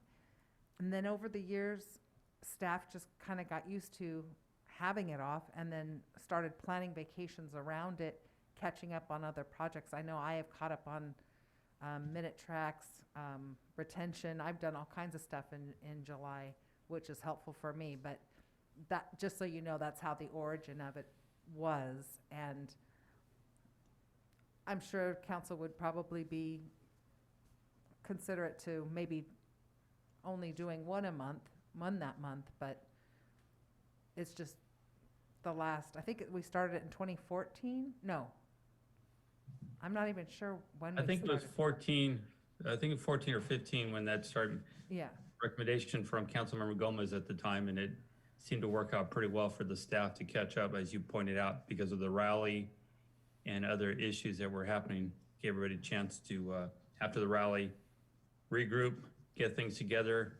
Staff that needed their time to take their time and get caught up with all the other work. Yeah, if I can add, Mayor, I mean, that was the main thing with the recess was the weeks heading up to the rally. I mean, that's all we focus about. Poor IT was getting cameras fixed, making sure everything's spot on for weeks ahead of time. Department heads were in planning meetings, so it was really difficult for us to do agendas and plan for the rally. And then by the time we were pretty much busy the whole time for the rally, rally was over, then you had, when agendas are roughly a week to week and a half before due, they gave us like 2 days after the rally to get the agendas ready for the next meeting. It just was a very tight time schedule, and it was a big burden. And we're here to serve, but that was the main reason. Thank you, City Manager. Thank you, City Clerk. Thank you, Mayor. Thank you. Mr. Mayor, if I may. Go ahead, sir. And that's not to say we won't have a special meeting, because if I do recall, I think we did have like a special meeting around there. So that's always a potential.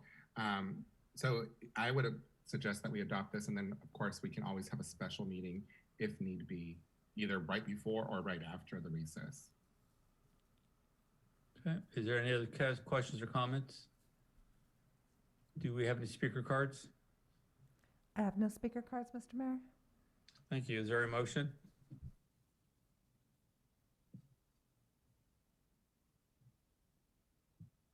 I'll move that we adopt resolution number 2021-14. There's a motion. Is there a second? Second. Motion and second. All in favor? Aye. Aye. Aye. Staff thanks you. Thank you. Motion carries. We will now move to item F8. Thank you, Mr. Mayor. Mr. Mayor and Council, this is the resolution which would approve a contract with Lapgoff and Goblet Demographic Research, Inc. to conduct redistricting in the city of Hollister using the 2020 census data as required by state law AB 849 and AB 1276. The request would be in appropriating an amount of $52,500 from the general fund.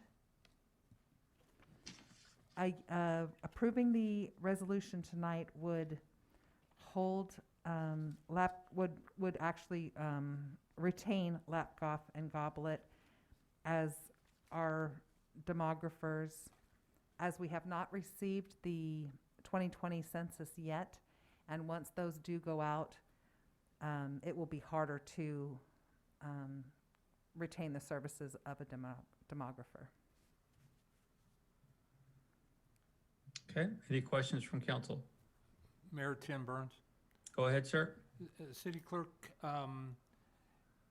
is there a way that in this contract, assuming that we approve it, that we could indicate that that would be an amount not to exceed the stated amount of 52.5 without coming back to council for approval?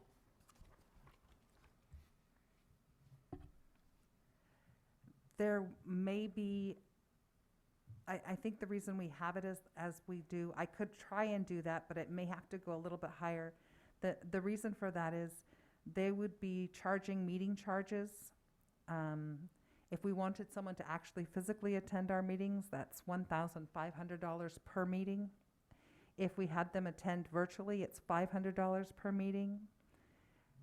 There would also be some additional services of providing online districting and on the website, and then an evaluation of districting plans submitted by members of the public if we wanted to have the public involved, and I believe that's one of those state laws is requesting that the public be involved. So this may be a question then for the city attorney or the city clerk. Is there a way to simply secure their services knowing that at some point in the near future we're going to require them? Example, maybe as a retainer or something like that, so that we guarantee that we have them, but we are not writing a blank check? Yeah, so the base amount is, we know that's going to be $40,000. The rest of it, and probably the 12,500 would be the 52, which is what we're asking. That's the bare minimum, the 52.5. If we wanted them to report findings at a meeting, that would be an additional cost of $750 minimum if we only had them report one time. And the reporting or the recording, is that something that city staff could do that work? They're the ones that are actually doing the lines and the districting, so they would be giving their reasonings on why they adjusted lines one way or another. Okay, thank you. Mm-hmm. Okay, any other questions? Do we have any speaker cards? I have no speaker cards, Mr. Mayor. Thank you. Is there a motion? I'll make the motion that we adopt resolution number 2021-15. There's a motion. Is there a second? Second. Motion and second. All in favor? Aye. Aye. Aye. Thank you. Thank you. Motion carries. Why don't we take a 5-minute break? Then we'll come back and go on with G1. Does that sound good to everyone? Yes, thank you.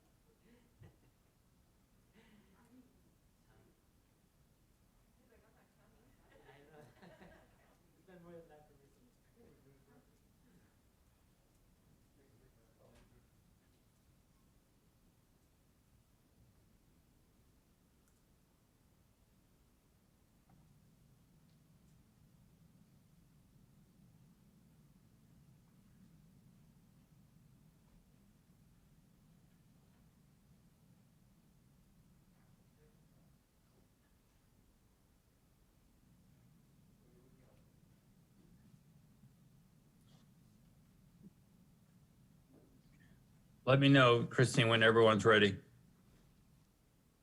I think we're ready, Mr. Mayor. Thank you. At this time, we'll resume the meeting. And we'll move to item G1, reports from city council members regarding their committees. Councilmember Burns? I have nothing to No, report. no committees yet, right? Correct. No problem. Mr. Perez, Councilmember Perez, same with you at this point. No committees. Councilmember Spencer, Vice Mayor Spencer? No meetings. All been in hiding so far. Councilmember Resendez? Hey, Mr. Mayor, nothing to report. I have the same report, nothing to report. We'll move to item 2, information reports from city council members. Councilmember Burns? Thank you, Mayor. I would like to bring up a couple items, and I'll be brief. So first, for the city manager and our community development director, I would like to explore the opportunity to potentially text amend Title 16, Chapter 16.3602 or 30 as it relates to procedures. And what I'd like to have staff consider in text amending or adding potentially would be something to time limit tentative maps. Right now, I tend to think that it's part of the challenge that the city has faced in previous years with developments coming forward years, if not decades, after the fact that the tentative map was approved. And as I understand it, the tentative map is the golden fleece, and once you have it, it pretty much obligates the city and locks the city into a development. And so I'd like to just put out for a robust conversation, but I'd like to see us potentially time limit that to a 3-year window with the opportunity at the point when it's going to term out for the applicant to bring it back to council or to the planning commission, whatever the preference of the city is, to potentially prevent some of these monumental developments from coming forward years, if not decades after. Secondly, I would like to ask the city manager, and this may not be the time or place, but I'm going to put it out and I'll respect your response regardless. I'd like to know or have an update on the chief of police recruitment and the specific process. I would really appreciate the opportunity for consideration for it to be potentially more inclusive. And I say potentially because I don't know what it looks like except for what I've read online about it. But I guess my thoughts would be that there should at least be a couple different panels, one which would be all professionals, preferably maybe retired former City of Hollister chiefs of police. I know we have several that I think would be open to that conversation, and or county sheriff or district attorney, and a second one comprised of the business community and special nonprofits. And so I'll just put that forward and look forward to your thoughts, comments, and updates if and when and where it's appropriate, sir. And that would conclude my comments, Mayor. Thank you, sir. Councilmember Perez?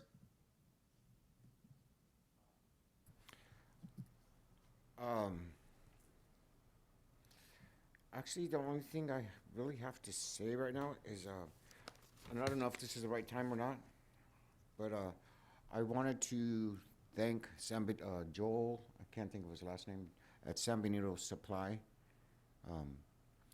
He also Jose Garcia. They were they helped us get a ADA ramp to one of our local residents. San Benito Supply donated the cement. Jose spent his time, and I just wanted to really tell him how much they impacted our community by it. I think there's almost like 700 likes on the pictures on Facebook. In the first 27 minutes, there was 100 likes on it, and it just tells me that about this community that yes, thank you, Joel and Jose, but that we have genuinely caring people in our community, like Tim and Mike that were speaking earlier, and how we can all, when we work together, especially in these divisive times, that we can get a lot of things done. And we can do it, and feel good about each other, and it brings us closer. So thank you guys, and thank you for this time. And absolutely the right time to bring it up. So thank you, and thank them for the hard work, and you for putting it together. So greatly appreciated. Vice Mayor Spencer. I'm sorry, Councilmember Spencer. Councilmember Rhodes, the vice mayor. I'm still getting mixed up. Hey, keep calling me vice mayor. I like it. Okay. I have nothing to say. Okay. All right. We'll try Vice Mayor Resendez then. There we go. I like the sound of that. Number one, thank you guys for unanimously electing me for the vice mayor. It's been a great honor to serve as a council member. I've learned a lot. I've grown a lot. I'm looking forward to working with all of you over the next couple of years. So I appreciate that sentiment. Thank you so much. And I have nothing else to report other than that, Mr. Mayor. Thank you. Congratulations. Thank you very much. And I do too. I want to say thank you to everyone. We're going to have, we work great as a team. I'm looking forward to this year. We're going to do some amazing things. And I know it's just, it's about conversations. And that's the important part of what we found in the past, that we can all work together, work hard, share thoughts, share ideas, get the community involved, as Mr. Perez just pointed out. We can really see some amazing things happen here in the next few years. We're going to be coming out of this COVID crisis soon. Soon, by soon, I mean over 6 months. And as they get the vaccines out there, I want to thank everybody for their patience. And I know this is terribly hard on all of us. So thank the public for working together. And we'll go now to City Manager. Yeah, I just want to say Happy New Year to you, Mayor, and the council, and thank you all for starting out the year in a positive way. So thank you. That's it. Thank you, sir. City Attorney. Thank you, Mr. Mayor. No statement tonight. Thank you, Chief. No chief tonight. No chief tonight. Okay, City Clerk. Just Happy New Year again, like Mr. Miller said, and I too am looking forward to a positive new 4 years. Excellent. Thank you. Let's move now to G3.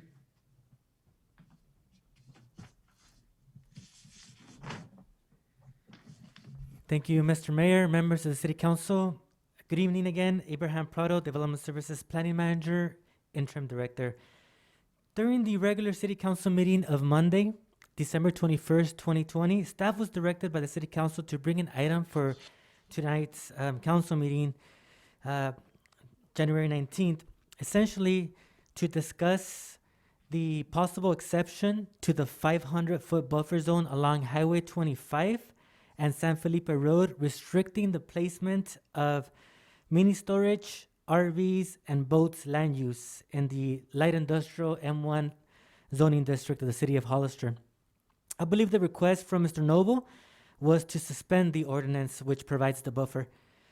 Currently, there are some mini storage buildings along San Felipe Road, and currently there are boats and RVs stored on properties along Highway 25, such as just south of Flynn Road. If you're coming in on Highway 25, just south of Flynn Road along Highway 25, to the east, you'll see that there are currently some boats and RVs mainly. Currently, they are considered to be non-conforming because the code now states that it should be at least 500 feet away from these main corridors. So although the mini storage, RV, and boat storage are a permitted use within the M1 light industrial zoning district, the zoning code requires that they be at least 500 feet away, mainly for aesthetic purposes. The reason being is that coming into the town, city wanted to see more of the nice industrial buildings along San Felipe Road and along Highway 25, and the mini storage, boat, and RV, they're allowed, permitted uses in the M1, but just further away. Good example would be if you're going from town heading towards the airport, right before San Fallon Road, to the east, you'll see San Felipe Storage. San Felipe Storage is set back 500 feet, and then the mini storage begins towards the east. They did ask for a mini storage boat and RV to be closer, but because of this zoning ordinance, we were able to work with them, but having that setback, that buffer, and the planning commission approved them in that form, just as an example. So staff would like to mention that within the past few months, the city has actually had multiple inquiries, at least 3. One along Highway 25, one along San Felipe Road, and one off of Technology Parkway, in addition to this one on 90 Fallon Road of outdoor storage, mini storage, boats, RVs, and the response has always been that currently the zone requires that there's a 500-foot buffer. We can work with you. There's over 1,500 acres of industrial land where we can work with you, just not along Highway 25 or San Felipe Road. Just as providing information to the council. So just in conclusion, staff would like the council to please provide direction as to whether the council would like to suspend the ordinance to allow for the mini storage at 90 Fallon Road. Just to add very, very humbly, that if the direction from the city council is indeed to collaborate or work with the applicant to allow for the mini storage use at 90 Fallon Road within the 500-foot buffer, that instead of suspending the ordinance as requested by Mr. Noble, to please consider if it's okay with the city attorney to find some type of legal exception for this particular location. Otherwise, staff feels that by suspending the ordinance, and Jason Epperson, city attorney, can correct me if I'm wrong, but otherwise staff feels that by suspending the ordinance, there may be other mini storage and boat and RV proposals along Highway 25 and San Felipe Road to follow as the 3 that I just mentioned potentially. So thank you for your time. I'll be happy to answer any questions that you may have. Thank you very much. Is there any questions from council? Yeah, I have a couple. Sure. Go ahead, sir. On that storage, San Felipe storage, it's set back. So what's the plans between the building and the street? What do you guys propose? I mean, what do they, just leave it dirt? So it's in the M1 light industrial zoning district, which allows any type of industrial uses to be placed there. In particular, closer to San Felipe Road, it would be a building. It would be an industrial building, and then at that point, we would require not only dedication but improvements of sidewalk, curb, and gutter all along San Felipe Road. We were able to work with them to have these mini storage and boat and RV towards the back, and we provided deferred improvement agreement that they didn't. If it was going to be in the back, all they needed was access to the back, but not necessarily sidewalk, curb, and gutter in the front. That would be at a later time for when development occurs along the frontage. So on 90 Fallon Road, is that all curbed already? I believe it is not. I believe it may be curved along Technology, possibly. Yeah, I think so. Yeah. But yeah, because it's Technology Parkway, and Technology has a nice median. Yeah, that's beautiful. Yeah, and so, but I think along Fallon Road, it may not. As a condition of approval for anything that develops on that parcel, we would require sidewalk, curb, and gutter as a requirement with any future development. So how far is it between 25 and Technology? 25 and Technology, it's San Felipe would be the San Felipe, closest. yeah, I'm sorry, yeah. So it is within the 500 feet. I believe the whole parcel, or at least most of it, would be within the 500-foot buffer of San Felipe. So it's like 350, 400? Yeah. Close, I mean, guessing. Yeah, it would be, it would be if not, all of it. It does front, one thing that Mr. Novo and their team have indicated is that it doesn't front San Felipe, it fronts Technology, and that is true. Yeah. But the ordinance does call out for the 500. Have you seen any of the tentative plans of how the building or? I have. And your input? Personal input is that it looks good.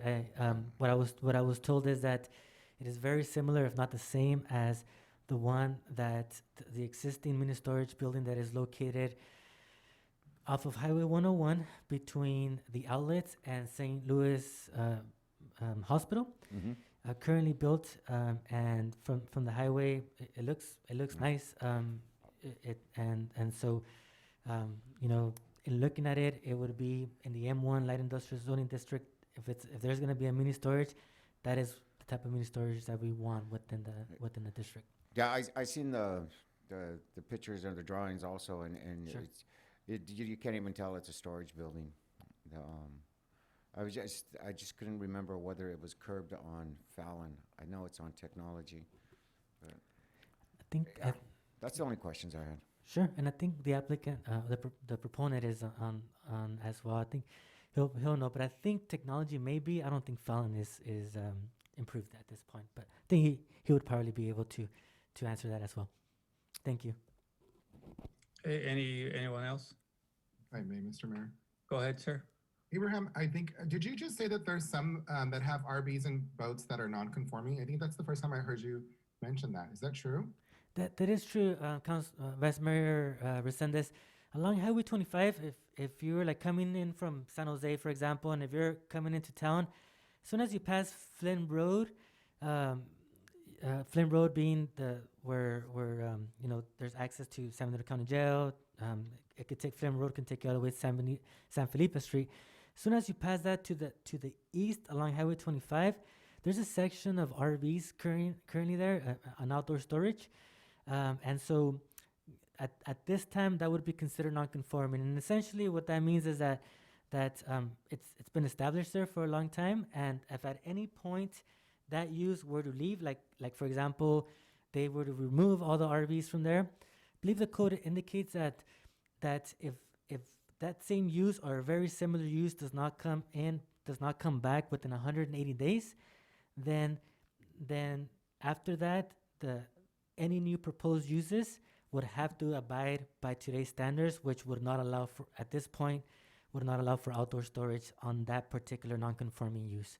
So yes, the statement is correct, that there are some non-conforming uses at this time for RVs. Thank you for explaining that. You're welcome. I think this is the first time I heard you say that, so that caught my attention. Sure. Thank you. Thank you, Councilman Perez, for bringing this back. I do definitely think this is something that we should, that's worthy of reconsideration. I personally, my thoughts are that I would not want to suspend the ordinance altogether because I just think it's opening a whole can of worms and we don't want to head in that direction. So I would very much be in favor of making an exception for this one project. Of course, no boats or RVs. I think that, as mentioned earlier, I would like for the applicant to take into consideration the design and ensure that it complements the existing structures and zoning. And then just on a personal note, I really appreciate that you guys took the time to speak to the neighbors and gain support of the project. And again, I just really want to reiterate, I'm very much in favor of making an exception. I don't think that I would support, in fact, I know I would not support suspending the ordinance altogether. Thank you. Thank you. So everyone knows, I just checked the maps as we were talking. Councilman Perez is correct. There's a curb along Technology, but there is no curb sidewalk on the other portion, Fallon. So, I looked at these and I'm not opposed to storage in the area. Matter of fact, I think it really probably needs it for all the businesses that are out there. I think the key here is to make sure we're building a facility that does not look like these typical storage lockers, but more of the building type of a look where it kind of looks like an industrial building, maybe a 2-story. I've spoke with the applicants on this and they kind of insinuate they like the idea too. But you see this a lot in San Jose, different areas where it looks more like a building and they have storage units within that building. They could have large storage units and the smaller ones in there. And I think that is probably a good way to make this thing work. I would not be in favor of having RVs and boats, those types of things, but I would be in favor of having a storage place. One thing I do want to point out to everyone is we're about to see a lot of things start happening in this area with industry coming in. So this is exciting all the way around, and it's going to be important to make sure we do have a more professional, pleasant look to this area. But I'm not opposed at all to a storage place that has a nice design to it and does not look like just a bunch of garages put together. So I think done right, we could support it, but I do also agree with Vice Mayor on the don't want to really suspend it, but we'll find a way to make an exception of that. And I think we could do that with a more of a building type of a look to it. And I think everybody would be happy with that, including the business owners in the area that I'm sure need more storage for their files and different things they have. Any other comments? Mayor Tim Burns. Go ahead, Mr. Burns. Thank you, sir. Mr. Prado, I've heard the other council members and the mayor's expressions and concerns. We could absolutely prevent boats or trailers or vehicles from being stored out there through a conditional use permit. Yeah, we can work with the city attorney to see what would be the proper mechanism. The actual building type would be a site and architectural to improve the site. And my understanding is, just as you said, Councilmember Burns, that with the conditional use permit, there is the ability to provide exceptions. And so I would agree with you that that would be the route. I would just confirm with the city attorney to make sure that that's the case. Thank you. Mr. Epperson, I'm concerned about suspension of the ordinance as well as some of the other council members, vice mayor, and maybe the mayor as well. And I'm concerned about the message this may send. If I understood Mr. Prado correctly, that there are at least 3 other people that are making similar type inquiries. And Mr. Everson, my question or concern to you would be, this feels like a slippery slope to me, and by establishing or moving forward with the suspension of the ordinance, would that not potentially create some future legal challenges for us if those people were to come forward and say, me too? Thank you. Well, Councilmember Burns, it certainly could create legal challenges in the future. However, anything we do or do not do is likely to create legal challenges in the future regardless. That's just the nature of the society we live in. However, if your question is directed more towards this and whether or not we could limit a conditional use permit to certain locations, we certainly can.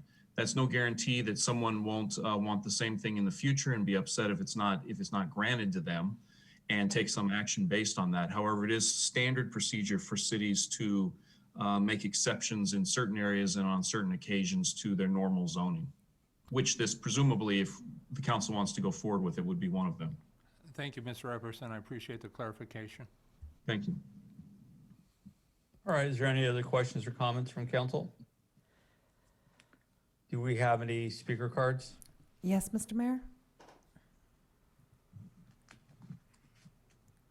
Ty Jagerson? He's for the next item. Oh, he is? Yes.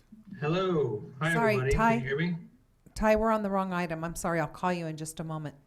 Oh, I was so excited. Thank you. I apologize. That's okay. Jason Noble?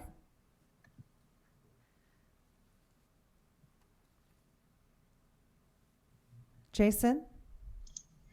Yes, good evening, Mayor and council members. Can you hear me clearly? Yes, sir.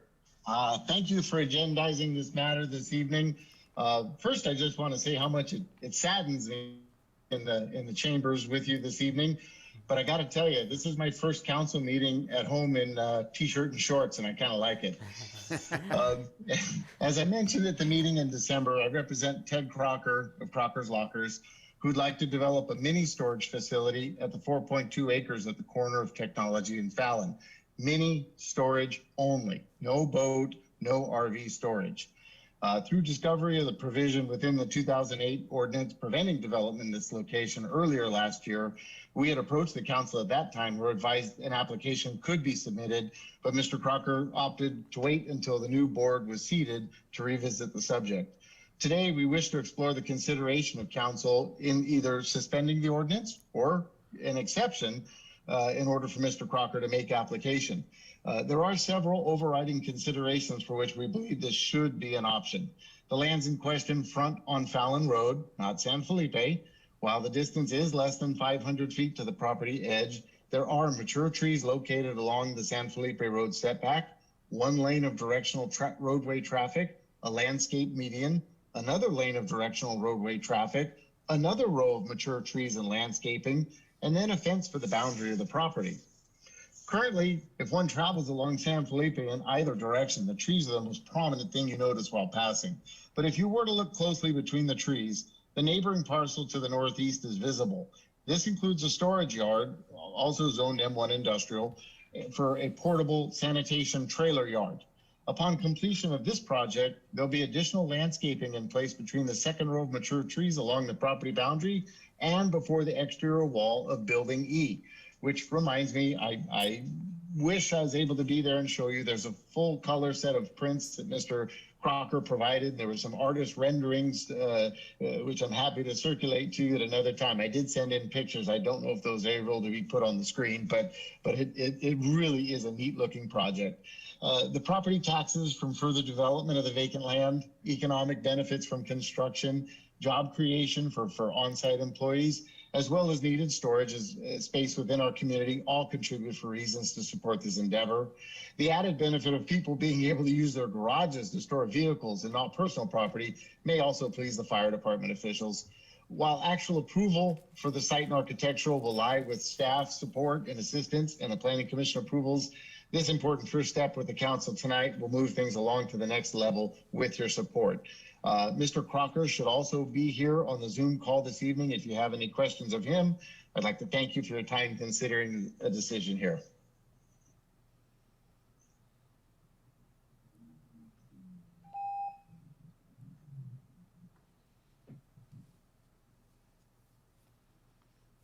I have no more speakers, Mr. Mayor. Okay, thank you. I think, was there a consensus then from the council to go ahead and see if we can find an exception and maybe some of the concept drawings of what's going to be proposed? Is that what I heard from everyone? Yes. Yes. Yeah. Is that okay there, Abraham? That's okay with me, with staff, Mr. Mayor, and members of the council. We can take the proposal from Mr. Novo and his team and work with the city attorney to make sure that any potential exceptions can be made and then process as an architectural and potentially a conditional use permit through the planning commission if that's okay. All right, sir. Thank you very much. Thank you so much. Appreciate it. Thank you. We'll move on to item G4. Thank you, Mayor. Now if we could have Ty on. I'll have Ty from Malta give a quick little presentation in request for some support from the council. And their presentation Great. should be on there. Thank you. I couldn't hear all that preamble, but is that my introduction to say hello? Yes. That is. Great. Well, thanks everybody. I'm very happy to be here, and thanks to the council for inviting me. And thanks also to Brett Miller for having a preliminary conversation about the project that we want to discuss today. Malta is a renewable energy technology company. We were incubated at Google X, and the concept for our technology has its origins with a Nobel laureate from Stanford who came up with the concept around what's called a Brayton cycle molten salt storage facility. And what that means is we store renewable energy in large volumes and enable that renewable energy to be redeployed when it's more useful. And so I think you're all familiar with the surge in availability and low cost for wind and solar in California. And increasingly, that renewable energy is thrown away through a process called curtailment. And our job at Malta is to store that energy and make better utilization of it. We've recently submitted a proposal to the Joint CCA's group, which has an RFO that came out recently. There's our deck. Our RFO, the RFO that came out recently soliciting what's called long duration energy storage. So today, one thing that people do to store renewable energy is you store it in lithium ion batteries, which is the same chemical stuff you see in your cell phones, but just huge crates of it that helps you store the energy for 2 to 4 hours. Increasingly, what you need to be able to do is store energy not just for a few hours, but for a day or a few days. And that is a technology domain called long duration energy storage, or LDES. And the joint CCAs, of which CCCE is a member, had an RFO. We submitted an application for it, and we are hoping to get a positive decision from the joint CCAs to be shortlisted for our project in early March. The project that we are proposing and that we've proposed is on the Granite Rock territory illustrated here. And I don't think you can see my little cursor, but you can see that little yellow square that says project site. And you can also see the green line, which is the wastewater treatment plant. What we are proposing to do is build the renewable energy storage facility, which consists of turbines and a big tank of salt, and operate the facility there, and then use some of the waste heat from the operation of that facility to supply a couple different thermal loads, one of which would be the wastewater treatment plant. We've had a number of conversations with Veolia, which is currently the contractor operating the facility, and Veolia has a number of interesting ideas for how they could use the waste heat coming off of the Malta system to improve the operations and environmental footprint of the wastewater treatment plant. And specifically, what we'd be looking to do is use our heat to accelerate and increase the drying of the solids, which would allow us to perhaps shrink the footprint of the facility in terms of the ponds that are needed, reduce the land use, but also support the introduction of a digestion system at the plant, which we understand has been contemplated for a while, but it hasn't been economic or otherwise in the cards for different reasons. And if you have a low cost and particularly green heat like we'd be providing, that would facilitate a lower cost and greener version of a treatment facility. Maybe most exciting, what we would also be able to do would be to use the heat from our system, which is about 100 degrees centigrade heat, and we would use it to dry the solids coming out of the system. So if you don't dry the solids coming out of a wastewater treatment facility, then you have challenges in terms of where do you dispose it. There's increasing problems with disposing that content into landfill. If you can dry it to a point where it's, say, 85% dry, then you can use it as a fertilizer. And if you dry it even more, you can use it as a residential grade fertilizer, which has an even higher value. So instead of dumping it in a landfill, you can actually create a commercial product which supports local agriculture. And you're doing this entirely using the green heat that comes out of our system. And just to clarify what that means with this green heat is we'll be charging our system and heating up our salt tanks using wind and solar energy. And when we discharge the energy, the turbines that convert that heat back into electricity, there's energy wasted, quote unquote wasted, and converted into that heat, which we take off of the turbine as it's generating electricity back into the grid. The heat that we would generate would be more than is required for the wastewater treatment facility. And so we're looking at other potential applications for the heat as well. The land that we are proposing to use is owned by Granite Rock, which is a local industrial partner. I think they're like 100 years old. They're a good corporate citizen, and they're looking for ways to improve the environmental footprint of their own operations. And one of the things that we are contemplating is what we believe might be one of the first in the world asphalt decarbonization efforts. And so we would use this heat that is derived from wind and solar to support the production of some of the asphalt that is done locally. And we would be heating and drying and otherwise processing this content, which is needed for local road construction and blacktop construction. Another local application that we're contemplating is you can see just south of the site, it's agricultural land, and we're contemplating applications including agricultural product drying and possibly greenhouse applications, which would support the development of additional agricultural functions and jobs in the local territory. As some of you may know, when you produce agricultural products in greenhouses, you have a substantially lower water consumption. And so these are some of the applications we're looking for. We are still in the early stages of this project development. Our project development partners, Mint, who are on the call with us today, have brought us into this project, and they've brought us together with Granite Rock and the city and Veolia. And the intention is that we would be shortlisted by the joint CCAs in early March. And per the construct of the RFO, that would bring us to a contract for a power purchase agreement of sorts with the joint CCAs in June. And then we would continue the project development process and hopefully turn on our facility in 2025 probably.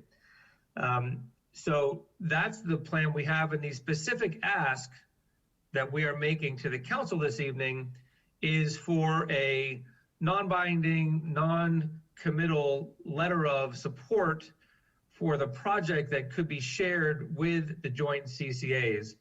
And the intention here is to express interest in the potential for the development of the project for the benefit of not just the wastewater treatment facility, but potentially also for these other local applications.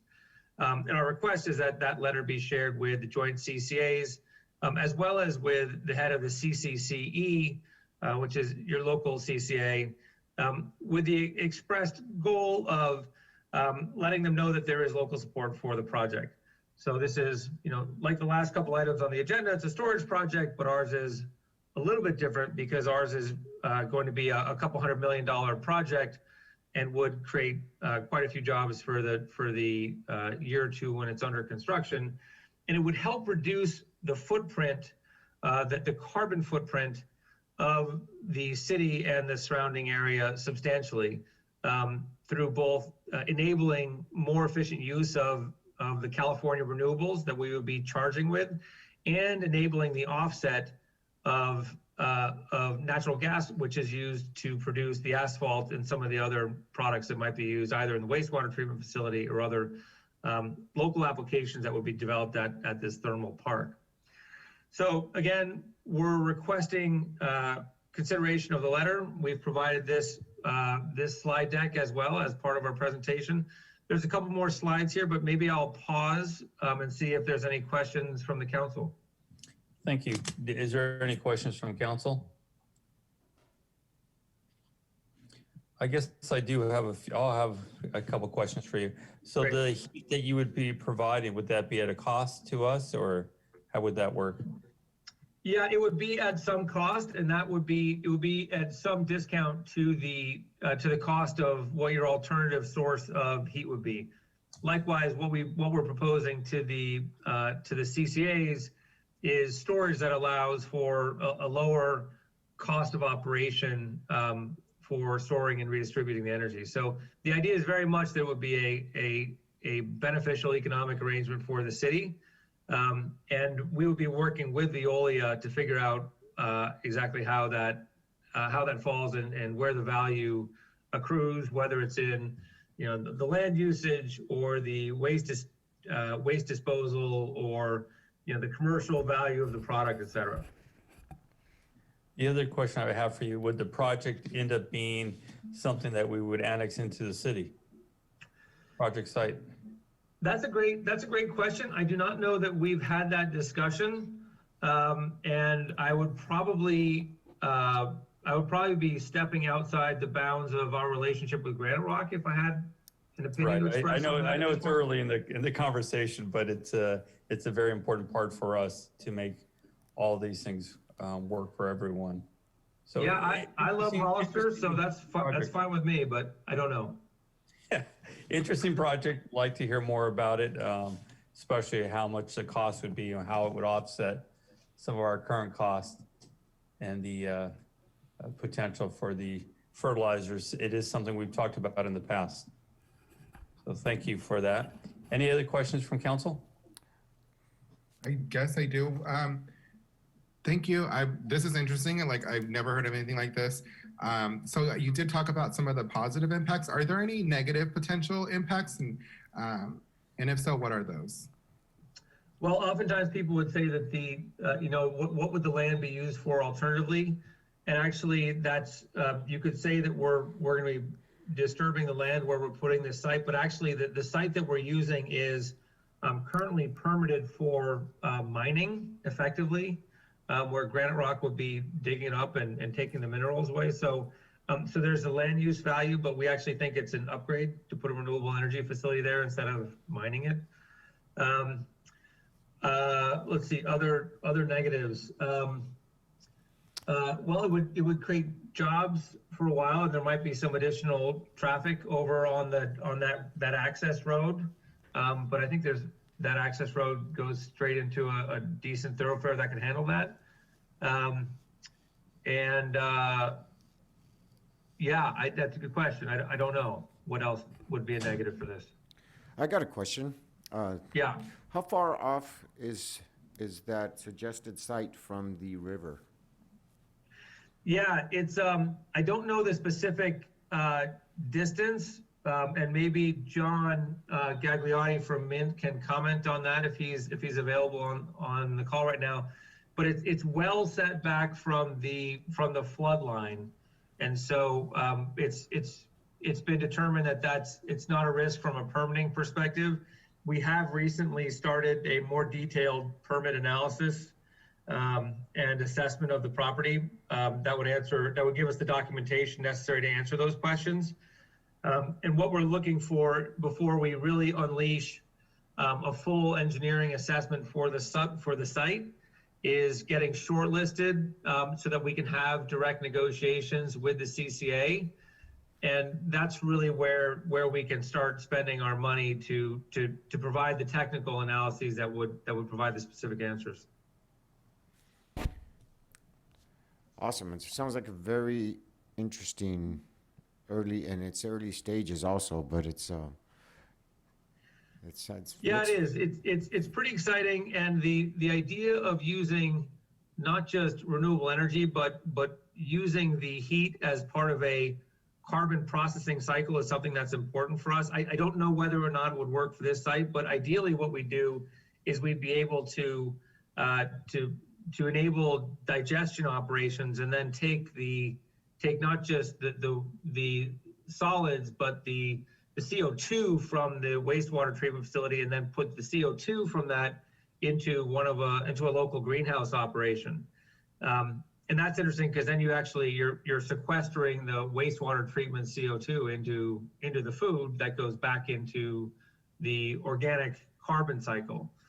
So there's a lot of options here, and what we're requesting today is a letter of support that allows us to really get into the weeds with the city staff and with the Veolia experts. And something that's a nice additional benefit here is Veolia is really excited about this, and they've referenced that there's sites all over the world where we could be rolling this out, and it'd be kind of neat to have a first site like this demonstrated in Hollister. Okay, well, it is very interesting. I'm sure we all agree with that. Obviously, there's more information, more details we all need to know. Is there any speaker cards in this item? Yes, Mr. Mayor? John Gagliotti? Well, I'm actually with Mint, and I was the development partner. I just wanted my mic unmuted in case there was any questions that needed to be answered. Okay. So So then I I think, have no speakers, Mr. Mayor. I guess, city manager, you have any comments on anything about this or your direction? Do you Yeah, feel I we mean, could lend support to this point, but obviously there's more information we need. As I pointed out, will this land be annexed into the city? Some of the other details about the cost to provide the heat and so on. correct. My comment is more, it's very exciting. I think this is very early on in the stage, and all they're asking is a non-binding letter of support to negotiate in the future. And I think that's fairly reasonable and an easy request to maybe have, like they said, the first of its kind in this area, and which is potentially a very green project, and that would be very good for this community. All right. So is there a consensus from the council for a non-binding support letter at this point. Agree. Agree. Yeah, Yeah. great. Okay, I think Thank you. there's a consensus there for you guys, and looking forward to Fantastic. hearing more on this project. Great. Wonderful. Thank you all Councilman very Mayor. much. Yeah, thank you all very much. We're really excited about this. I'll also say there may be additional development and contracting opportunities after this CCA, so you can expect to see us come knocking on your door one way or another, whether it's on this particular RFO or on a follow-on with the CCCE. Perfect. Well, thank you very much. Thank you all very much. Appreciate it. Thank you, Mayor and Council. Thank you. We'll now move to item G5.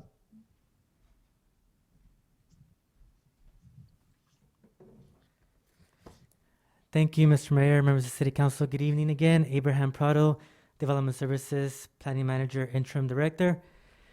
At the regular meeting of December 21st, 2020, the City Council requested that an item be brought to the next regular City Council meeting of tonight, January 19, regarding the impact fees for the development known as Twin Oaks. The Twin Oaks development consists of the subdivision of 24.40 acres into 170 single-family residential lots and a community center within the development as well. The Twin Oaks development was originally approved in July 16, 2009, a little bit over 11 years ago. And the performance agreement between the City of Hollister and the developer was actually approved by the City Council on February 19th, 2008. It's a few months prior to the tentative map actually being approved. And since then, it has been subsequently amended over time. The transmittal provided to you in your packets includes a really detailed response with about 11 or so attachments indicating all of the work that has been going on in regards to the impact fees for the project site. But really briefly, I just kind of wanted to go over some of the comments and concerns from the developer, Mr. Marty Miller, if that's okay. Regarding the impact fees, per section 5A of the performance agreement entered between the City of Hollister and the developer should be responsible to pay all applicable impact fees to the City of Hollister. And the performance agreement clearly indicates that a reduction on impact fees would be given for City Hall, police, sewer treatment, sewer collection, and traffic impact fees. The first four based on an assumption of 1.67 occupants per unit, and the traffic as 39% of the traffic impact fee when the development were to occur. In this case, our actual impact fees today. And I have included the impact fees, I think it was attachment number 4.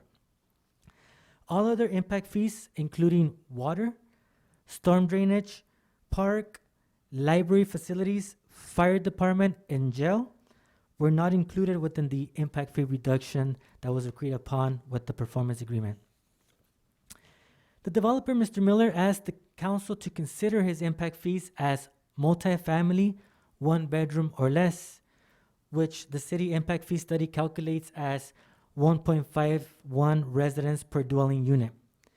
Mr. Marty Miller is asking for this reduction in impact fees due to the sales at Twin Oaks running at a 1.53 household density, and that's per Mr. Marty Miller. In response, staff would like to indicate that the homes that are being built are actually single-family homes of 2 bedrooms mostly. My understanding is that some of them, very minor, but some of them are actually going to be 3 bedrooms, which is why the single-family home impact fee is being applied. The transmittal provided to you quotes Section 3A of the performance agreement, which indicates that, quote, at least 1 occupant of each unit shall be 55 years of age or older. As a point of clarification, staff would like to indicate that the developer, Mr. Miller, indicated that the Twin Oaks development does have codes, covenants, and restrictions, otherwise known as CC&Rs, that are regulated not by the city, but by its own development. And it indicates as one of the sections that all members of each household shall have a minimum age of 55 years of age, with the exception of a spouse or a significant other, a caregiver, or a child who may have disabilities. The CC&Rs do not restrict the number of persons per household to an average of 1.51. And although the city appreciates the developer, Mr. Miller, providing the information of the number of people per household that are moving into his development, this does not necessarily mean that future sales can't bring up the density of up to 3 residents per dwelling unit or higher, as long as the performance agreement and the CCNRs are being met. So just wanted to make sure that we brought up that point of clarification. Another comment brought forward by the developer, Mr. Miller, is that the development storm drain system is designed not to impact the city's storm drain in a significant way and should therefore receive a reduced storm drain impact fee.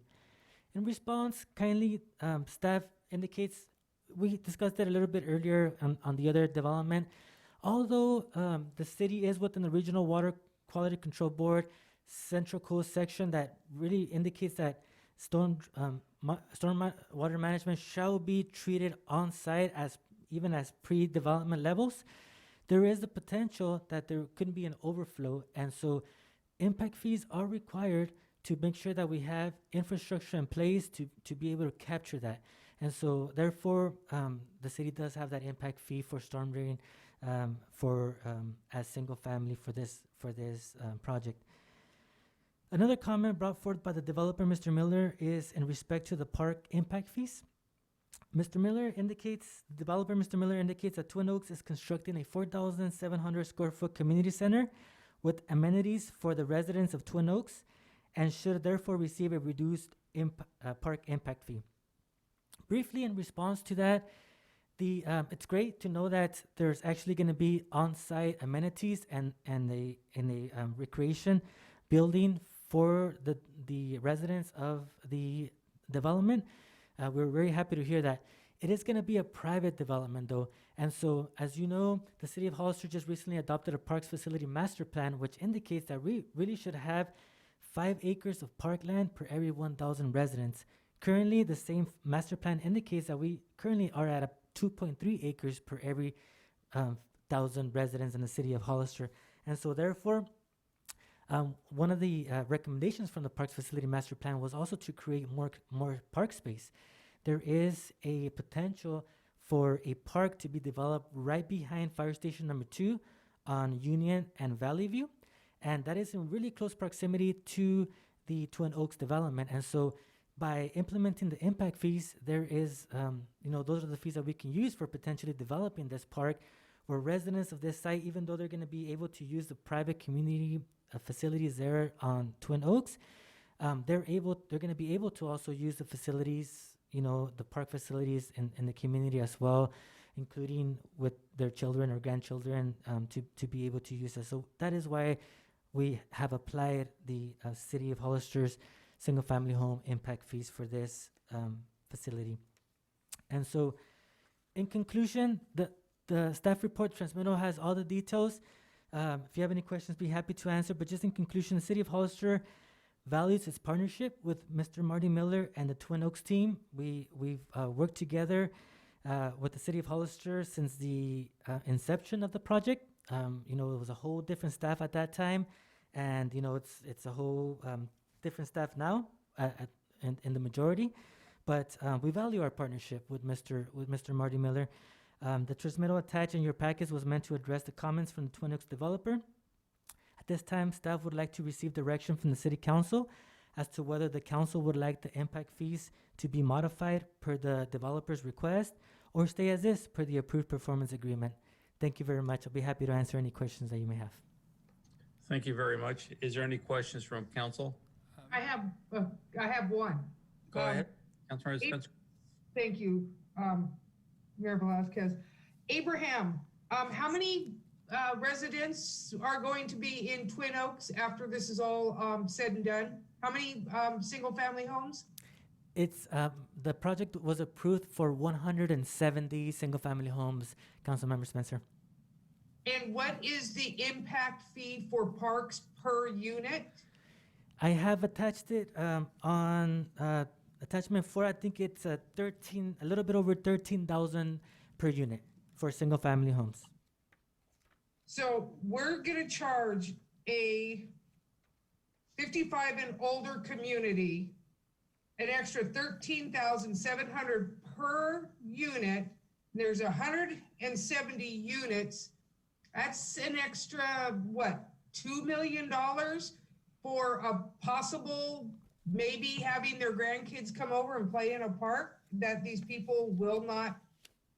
I mean, I understand that we have to pay for parks and I understand the impact fees and everything else, but I think on projects like this, where it is a retirement community, we should visit the possibility of not suspending, but lowering some of these fees. Because when we do these impact fees on these single family homes, it is transferred to the person who buys the home. And these homes are getting very, very expensive. I mean, it's my opinion, but I honestly think that we should revisit these impact fees against Twin Oaks and really look at if we're doing the right thing by charging this kind of money to this type of community. That's all I have to say. Thank you. Any other questions or comments from council? Mayor Velazquez, Tim Burns. Did I hear Mr. Burns first? I'll defer to the Vice Mayor. I'm sorry, go ahead, sir. Okay. Mr. Prado, so 170 units, did I hear you correctly? That is correct, And- Mr. Burns, yes. And what is their current number of units sold? I don't have that information. I believe the applicant is here and he should be able to answer that. I know that they are well on their way and improving vertical. They have actually, they have model homes and they have actually constructed a few of their homes as well. Okay. And just confirm for me, these fees, they were agreed to early on in the process, correct? Per a performance agreement, that is correct. They were, a performance agreement was entered in between the developer and the city of Hollister at previous city council meetings. I think originally it was in February of 2008. That is correct. Thank you, Mr. Prado. You're very welcome, Mr. Burns. Thank you, sir. Vice Mayor Resendez. Thank you, Mr. Mayor. Abraham, thank you. So is there anything that restricts children from residing in these homes as of today? My understanding, Vice Mayor Resendez, is that our performance agreement, City of Hollister's performance agreement indicates that as long as there's one member of each household that's 55 and over, the unit can be sold. However, Mr. Miller, the developer, actually, in talking with him, he indicated that he was going to provide additional information. And so one of his partners, Amy, provided copies of the code's covenants and restrictions. And the code covenant and restriction that they actually have for the development actually indicates that all members should be 55 and over, with the exception of a spouse, significant other, a caregiver, or a child who may be disabled. Everybody else should be 55 or over. Okay, that's good to know. Sure. Did he get any impact fees reduced at all? He did, Vice Mayor Resendez. The impact fees that were reduced are the City Hall, City Yard. That's one. 2 is the police. 3, sewer treatment. 4, sewer collection. And these were at an assumption of 1.67 occupants per unit. And then traffic impact fees were reduced at 39% of the traffic impact fee. Okay, and I'm just assuming that since it's already been built, he agreed to these reductions and to the agreed upon park impact fees at the time? So the performance agreement indicated these reductions, and there was no other discussion on any other impact fee reduction at that time. That's my understanding of it. Okay, yeah, I am going to say that I probably am not going to support it. I'm concerned that it's going to set a precedent. I personally think that our impact fees are probably not as comparable to surrounding communities as is. I like that you guys pointed out, the applicant provided that right now, as of today, it's 1.53 household density.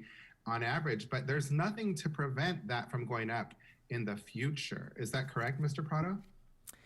So that is correct. There is, in my understanding, is that the CCNRs don't have anything specifically that limits it to 1.51. Mr. Miller has indicated that upon his opportunity to speak, he will indicate how there is research that indicates that density for special needs development, such as senior housing, should be at a lower rate than regular. But that is correct, that there is nothing specifically, to my knowledge, staff's knowledge, that puts a restriction to 1.51 average household. And I appreciate that. I really do. But Sure. I'm looking at if there's any clause that actually can prevent it. And the answer is no, there's not. So potentially it could change in the future, is what you're saying. Correct. My understanding is that there, even though there's the tendency, the reports that he provided that indicate that there can be a potential average of 1.5 or less than 2, my understanding is that there is nothing that restricts these single-family homes to have 3 or more members within as long as they meet the requirements of the CCNRs for the development. Thank you for answering my questions, Mr. Prado. You're welcome. So I had the opportunity to go out there and visit this site, and it's beautiful. It's great. Yes. It's really awesome service that it's providing for the elderly, the retired. Great. I don't think it's fair for us to go back and ask for higher fees. We agreed with something. He agreed with something, and I'm kind of old school like that. It's like that's kind of what we have to go with. I know that Marty's also helped out with other projects, and from my understanding, you have a great working relationship. I just feel that this is something that should have been addressed at the time of a long time ago, at that conception. So that's all. Thank you. Thank you, sir. Mayor It's just- Velazquez? I'm sorry, did somebody else have a comment? Yes, sir, this is Tim Burns. Go ahead, Mr. Burns. Mr. Prado, Yes. can I get clarification? Are we asking for more money, or is Mr. Miller asking for less in impact fees? Thank you, Councilmember Tim Burns. My understanding of Mr. Marty Miller's request is that the impact fee that he is to pay to the city of Hollister be changed from the single-family category, which is the highest one that the city has, and that's what he's being charged because they're single-family homes that he's proposing, to as if he were to be developing multifamily, such as apartments, with 1 bedroom or less. And so that's the category that he would like to request to be at. Thank you, and just for my clarification, those are, that is what the Mr. Miller and his group agreed to at the point that this process went forward, is that correct? My understanding is that during the performance agreement, what was agreed upon was the reduction of impact fees as indicated. No other reduction of impact fees were addressed. And just to clarify, I was going through researching how or why the council just decided on these, and maybe Mr. Miller can also expand on that when he has the ability to speak. So going through research, going through Laserfish, going through the reports, I did find, and I attached it within the packet. Attachment number 3 has the minutes of the July 9th, 2007 Special City Council meeting. And during that time, as I'm reading through it, they discussed affordable housing on the site and impact fees. They didn't go into detail, but in doing the research, I understand that they had a requirement at first to have 68 of the 170 units to be affordable housing at one point. And so then that was changed to provide for 50,000 units, $50,000 for each of the affordable housing units. So that would be 50,000 times 68 and in lieu fee instead of providing the 68 affordable housing. So 68 times 50,000, that's 3.4 million. And then later the city council worked out a deal with him to essentially just allow for $1 million for the developer to provide $1 million for the affordable housing, and be out of that. And so that was the affordability aspect of it. In regards to the special meeting that occurred before the performance agreement was agreed upon, it talks about discussion on impact fees.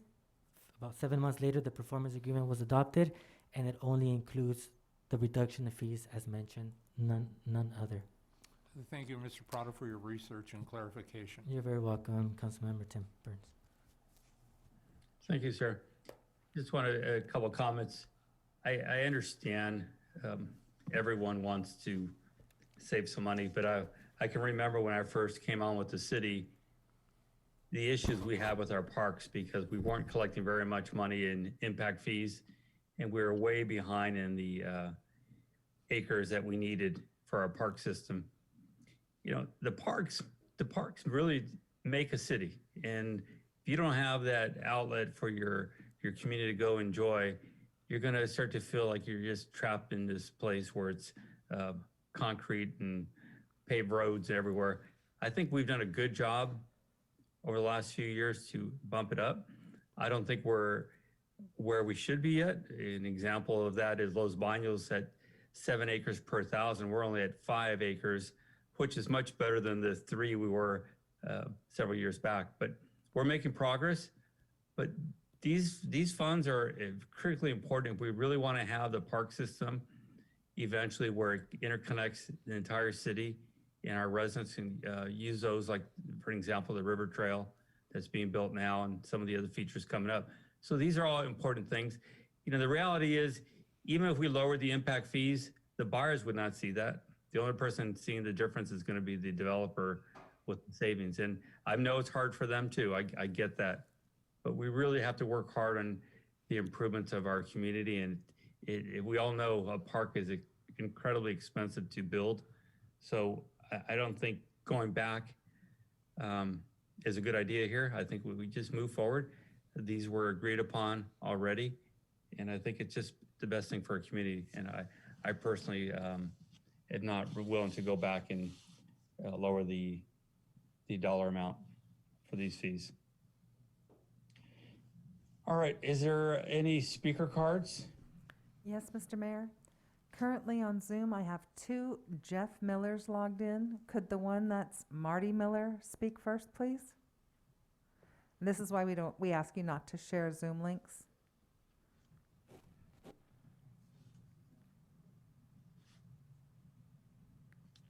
Go ahead. Hi, can you hear me? Yes? Yes. Good evening, Mr. Mayor and council members. There are 4 impact fees that are in question here: park, storm drain, library, and sewer reimbursement. This is a big issue for Twin Oaks because the overcharges amount to more than $1.6 million for the project.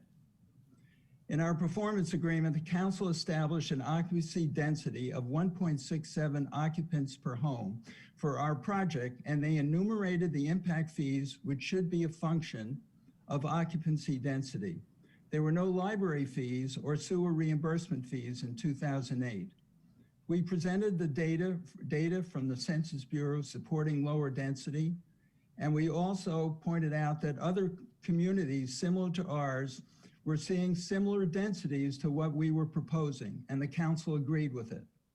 I do not know why park and storm drain were not included in the list, but it's not relevant because the 2019 Development Impact Fee Study, commissioned and approved by the City Council, clearly states that both fees should be based on occupancy density. The city's July 2020 fee schedule adjusts impact fees based on occupancy density in exact accordance with the impact fee study. Library fees are also adjusted based on occupancy density.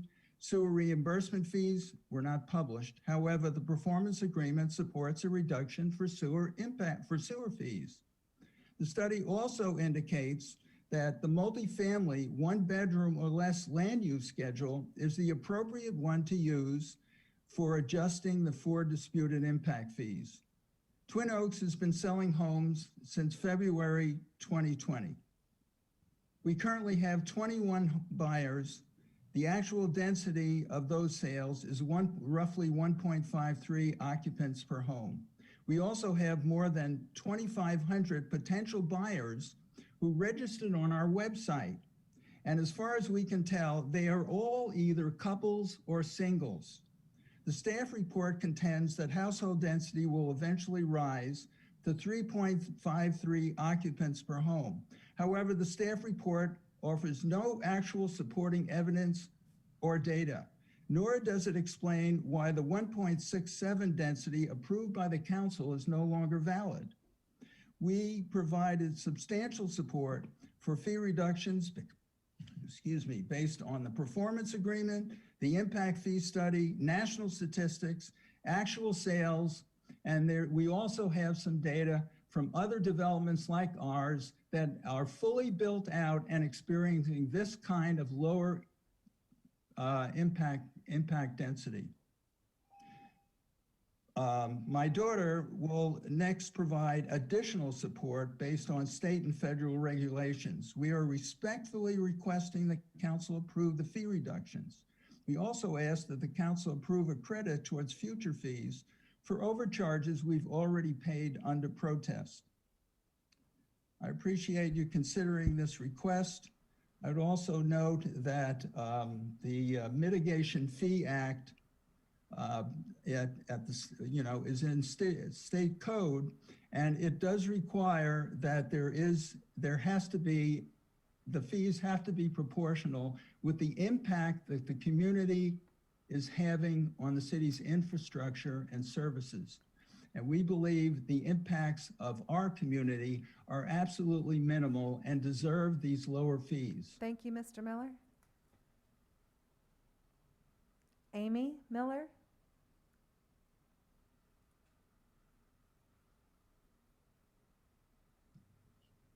This is Amy Miller. Can you hear me okay?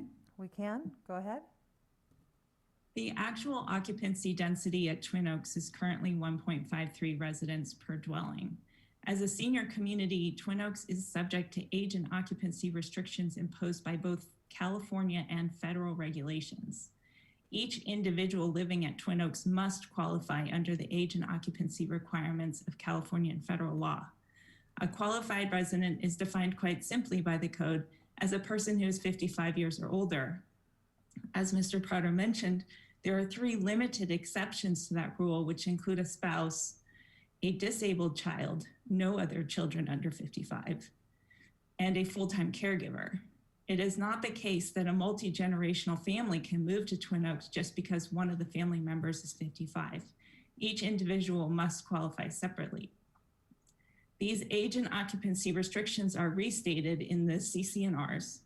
The CC&Rs also prevent owners from renting out rooms and require that the homes be used as a residence for a single family and for no other purpose.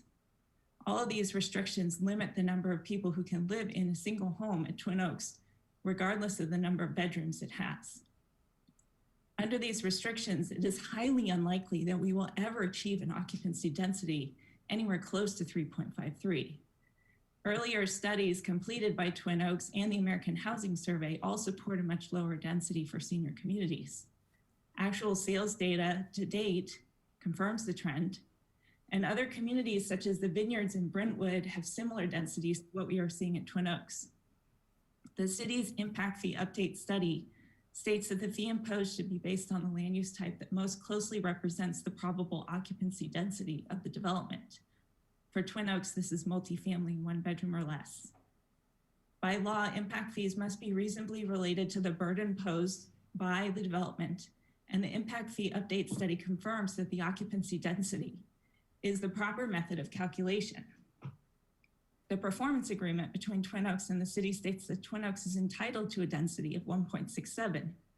Changing that now to 3.53 for new fees would result in an inconsistent application of known facts regarding the occupancy density of Twin Oaks.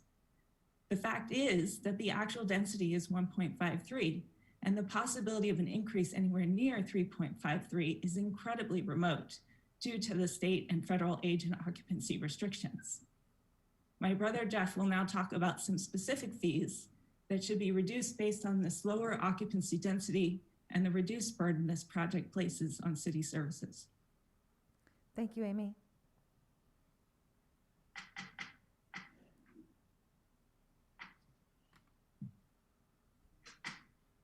Hello, this is Jeff Miller. Can you hear me? We can. Please go ahead. Thank you for your time. Twin Oaks will offer more to seniors than the city parks. The only exception might be ball fields. However, seniors are likely to have osteoporosis with knee or back or hip problems. Many cannot safely engage in high impact sports like baseball and soccer. Heavy users of the city parks tend to be younger adults and children, not seniors. The most common exercise for seniors is walking. Twin Oaks is a gated community on 25 acres of land and very walkable. In fact, because our gates are not yet installed, residents from neighboring communities walk through our community every single day. Twin Oaks will have everything seniors could want to stay active. In addition to a walkable community, Twin Oaks has a heated swimming pool for laps, resistance walking, and more. There will be bocce ball and pickleball courts, which are very popular with seniors. There will be a 4,700 square foot community center with a fully equipped exercise gym and a movement studio for yoga, dancing, and Tai Chi.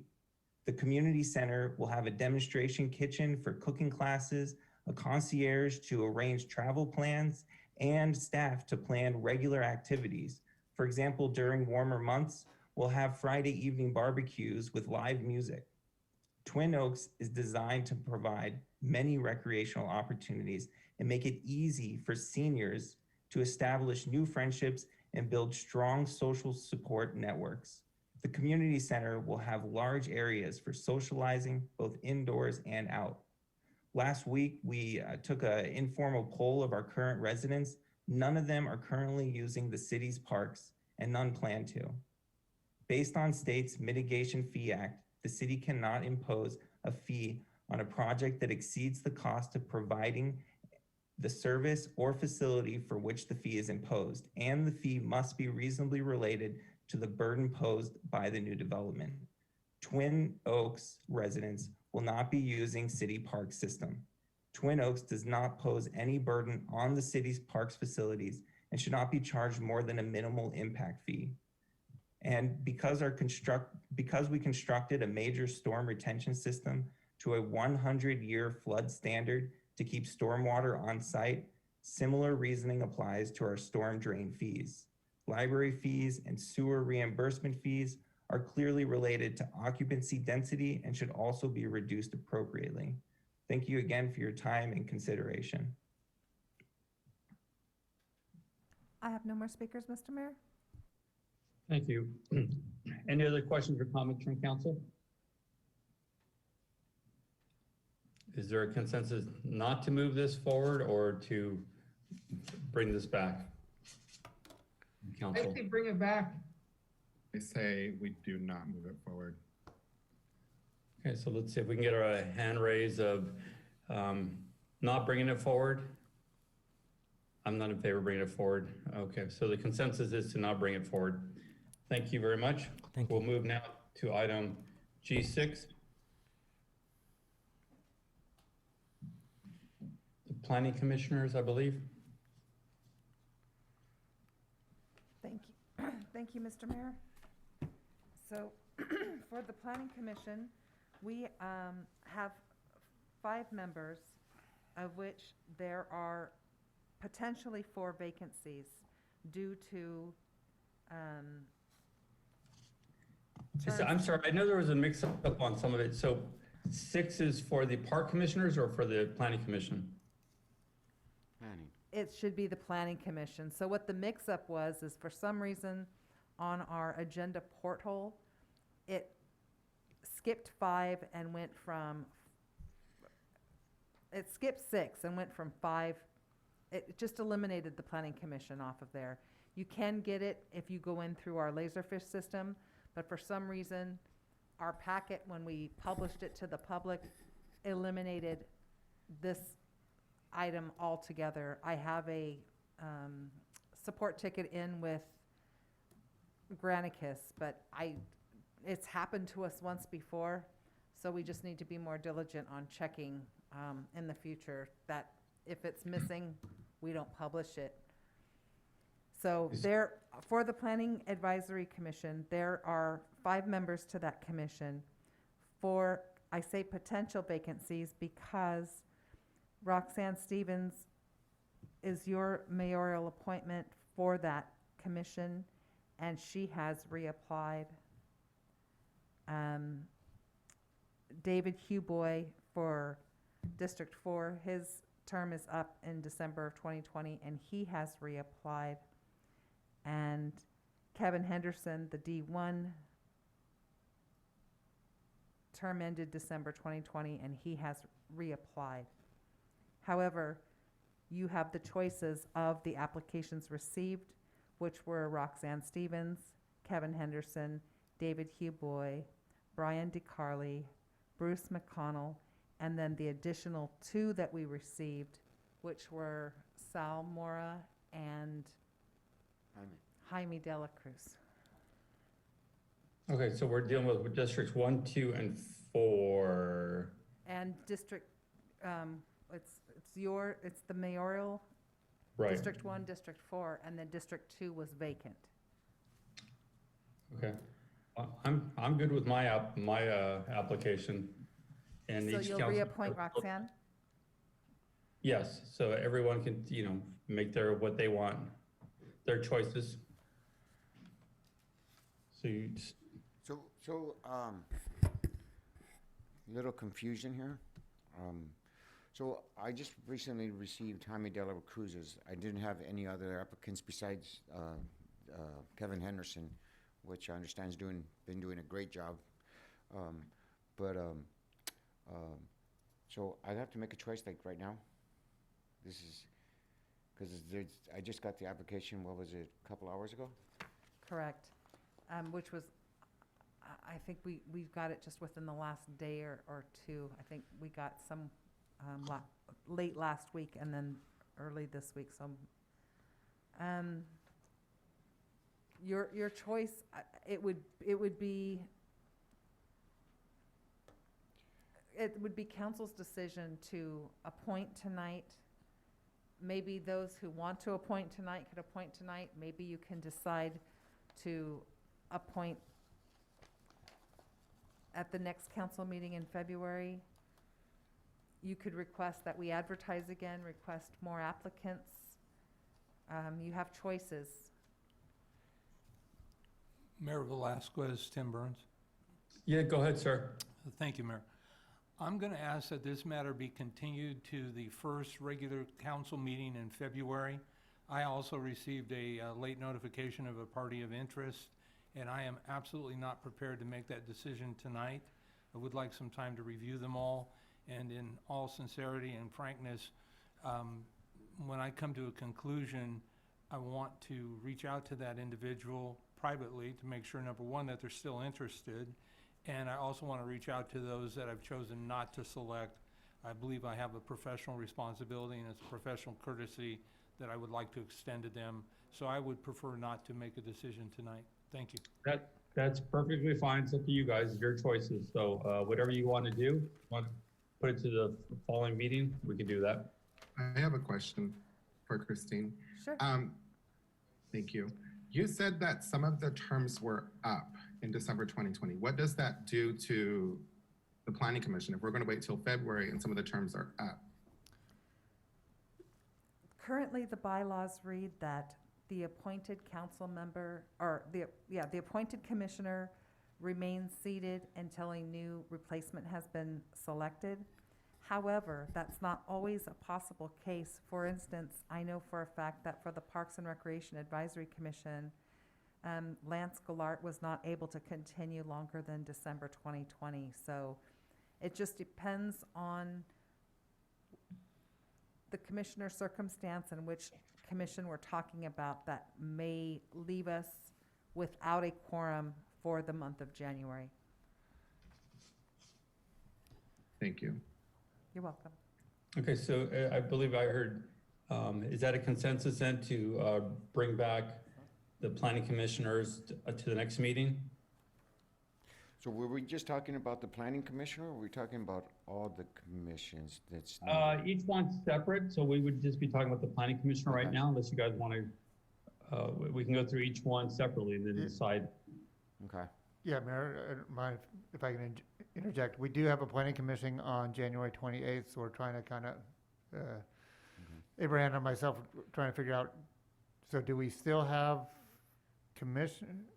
planning commissioners for that meeting? You would still have a commission as long as Roxanne Stevens, Kevin Henderson, and David Hugh Boy would continue until further seated, until a new commissioner has been appointed. Okay, thank you. Is that the consensus from everyone then? To table this?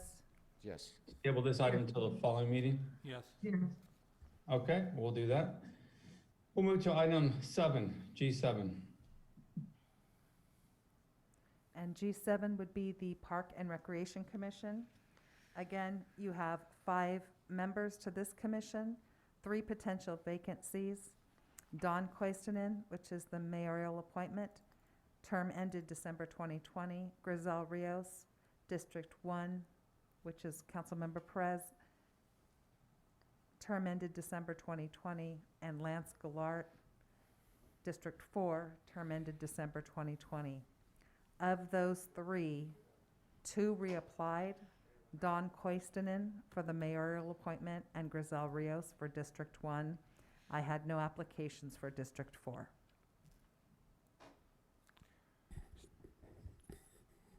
Okay, any comments from those district members? So District 1, Grizel's, I'd just like to congratulate her on her 2nd term. Okay, so you reappoint. Congratulations. So you do want to go ahead and move forward with that one? I'll move forward with my applicant. And Mr. Burns will still have to put notice out to try to see if others apply for his district, correct? Unless you have someone you can have apply, I could try and re-advertise.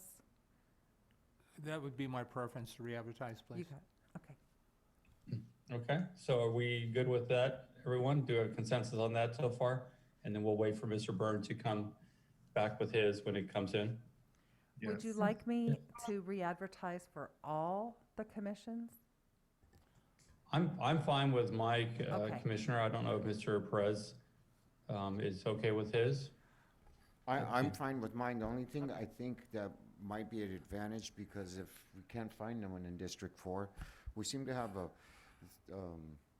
shortage of people wanting to volunteer to help with our community. But if we have 3 people that want to help out in District 1 and no one in District 4, maybe this, at least we get some more input and applications to pass on to District 4. That's the only thing I was thinking. I'm totally happy with Grisel, though. Okay. Okay, so we'll reach out for District 4, Mr. Burns. I would agree with what Councilmember Perez has said. I could absolutely look to another council district if I'm not successful in filling the position, but Okay. hopefully we'll find some competent and interested people within the next 2 weeks. Sounds good. All right, so there's a consensus So, on that? For the Okay. Parks and Recreation, I am reappointing Don and reappointing Grizel, and then we're going to re-advertise for D4, correct? Okay, Correct. All right, we have consensus, yes? Agree. good. We'll move on to item 9 now, the Youth Committee. I think we Actually, skipped, 8, item 8, it would Mr. be Mayor, item 8. Airport Commission. Oh, geez, okay, 8, Airport Commission. This one's a little bit more difficult. We have a 7-member commission, of which we have 5 vacancies. Fred Meyer for District 1 has not reapplied. The only application I have received is for District 2, which is currently filled until December 2022. How long of a term is this? It's concurrent with the council district. Okay. Currently, we do not have a quorum. Okay, so we're, So definitely how do get we, the how do we workshop. find people that are going to be interested? Should we advertise like at the I airport? could advertise for Parks and Rec and Airport. I mean, do and we send plan- out flyers to people at the airport? I mean, where do we, I'm not sure. I I'm just asking. advertise in the newspaper, we push it out on social media, we place it on our website. We beg council members and community members to talk to friends, neighbors, ask them to apply. That's all we can. Christine, when we advertise, if we haven't in the past, could we actually maybe advertise what some of the duties and the responsibilities would be? Because I've had some conversations with some people in the community, and they look at me, and frankly, I'm not clear on what they do, so it's hard to articulate to them what their ask would be. So if there was some sense that we could clarify what the role of an airport commissioner is in a small airport like ours, that's very important, that may be helpful in getting not only people, but qualified people and the right people. I mean, I did see the one application that was submitted, and that person seems exceptionally qualified, and I'm just envious that he doesn't live in District 4, and possibly we can persuade him to move. But short of that, I think that there are people out there, we're just missing the target. And I hate to even say it, but this is the one commission that's 7 members, not 5 like the rest. So if it were 5, it would take less to make a quorum, just saying, just throwing that out there. I'm not exactly sure I've never attended an airport commission meeting other than to give an oath.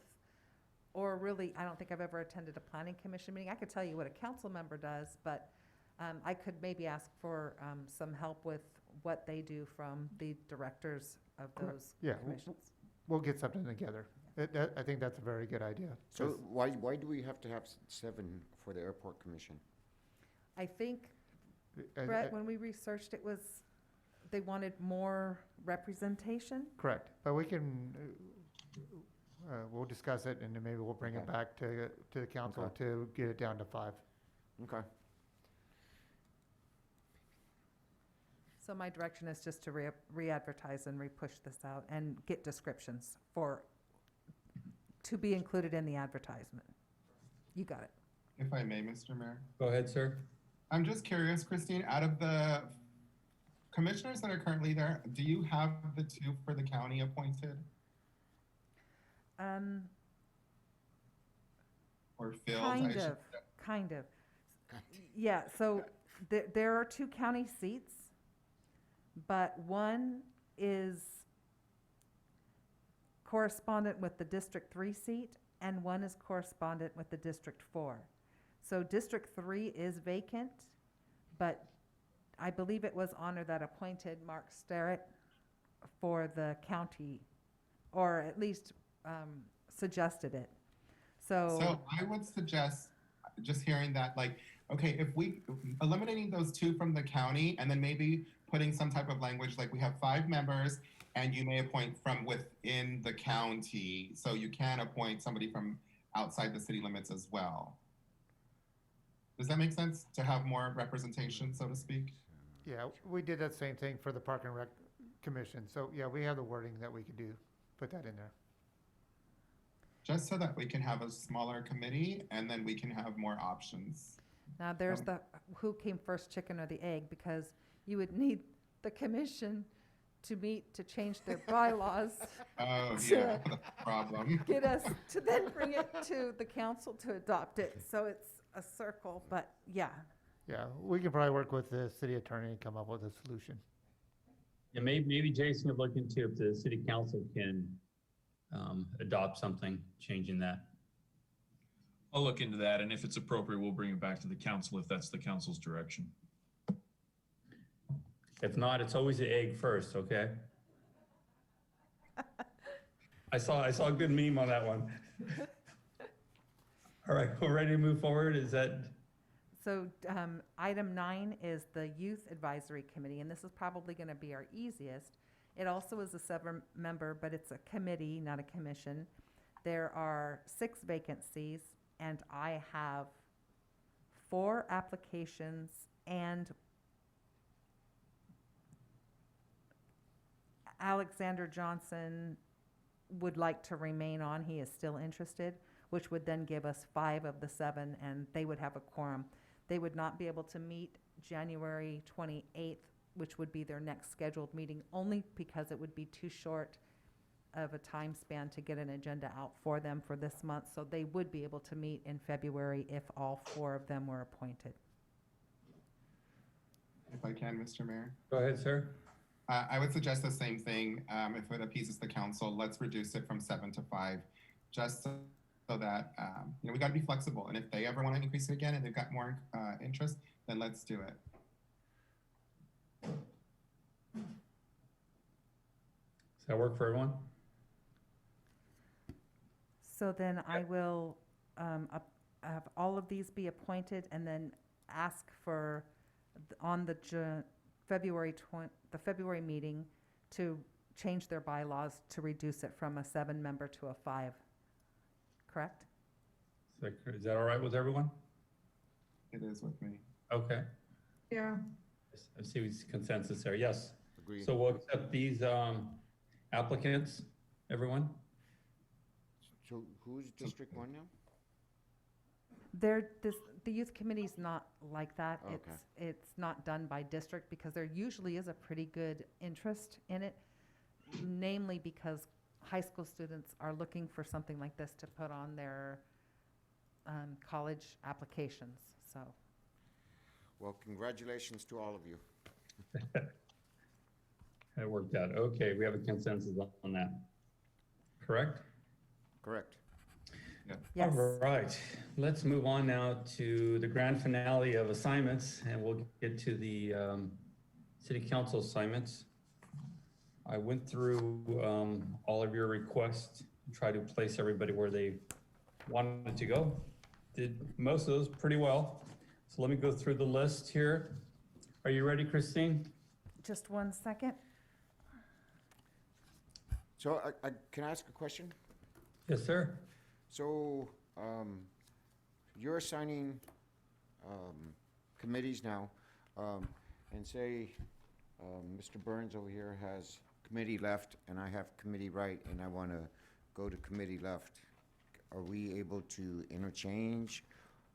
Yeah, I took what you guys gave me and then I try to work with that. If you guys aren't comfortable with something, please say it, because it's important. These assignments, they do require time. And every year we try to change them around a bit here and there. Some of them have more of a longer term commitment, but the goal is to get everybody on all the committees throughout their terms. Rotation here. Does that help? Okay. Just let me know when you're ready, Christine. Almost. Give me just one second.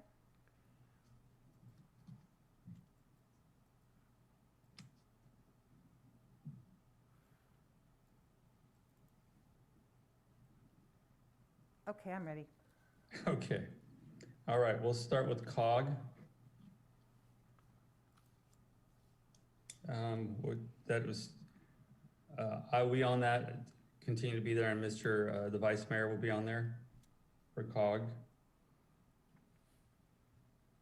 LAFCO is a 4-year term, so I would continue on to that. And Councilmember Burns could be the alternative on LAFCO.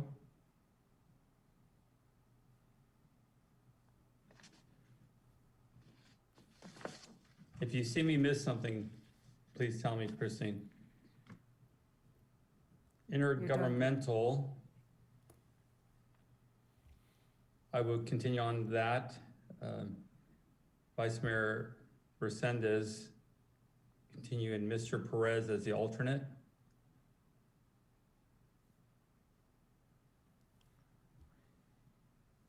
The Fire Committee, I'd like to appoint Mr. Burns on that committee, and I will join him on that committee. and Mr. Perez is the alternate.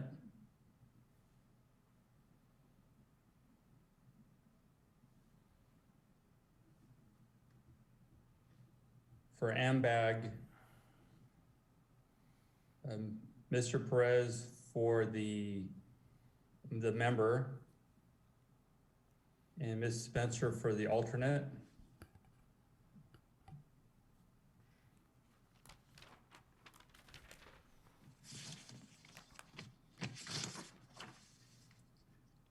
For the governance committee, Mr. Burns and Mr. Perez, and Councilmember Spencer as the alternate.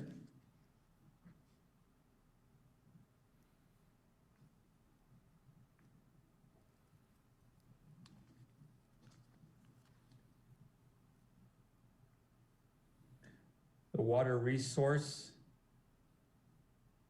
Association, Councilmember Burns and Mr. Perez as the alternate.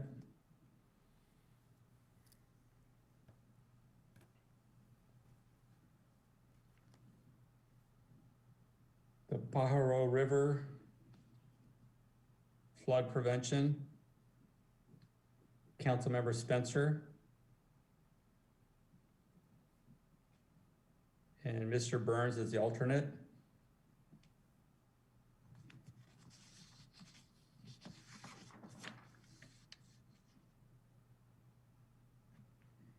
The San Benito County Integrated Waste Management,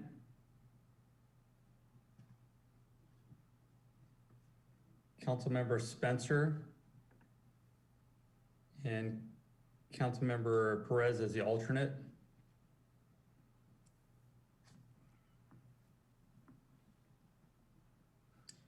Christine, the Monterey Bay Resource District, Yes? I wasn't clear on who we had on that one right at this point.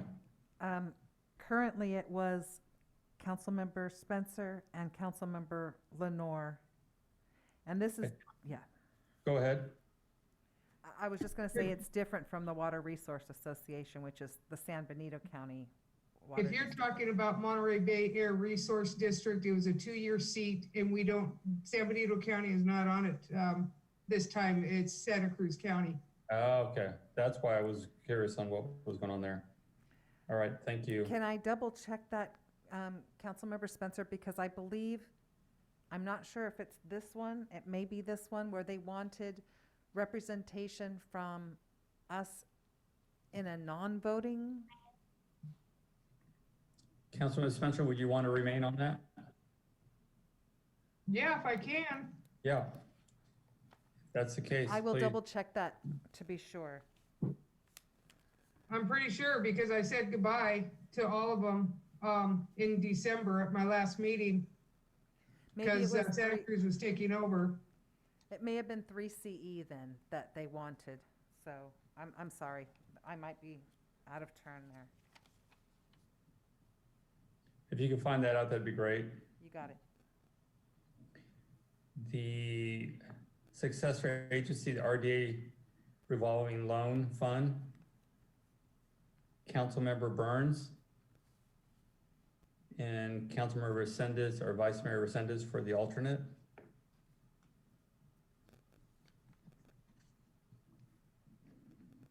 The Oversight Committee for the former redevelopment agency, Councilmember Burns and Councilmember Spencer as the alternate.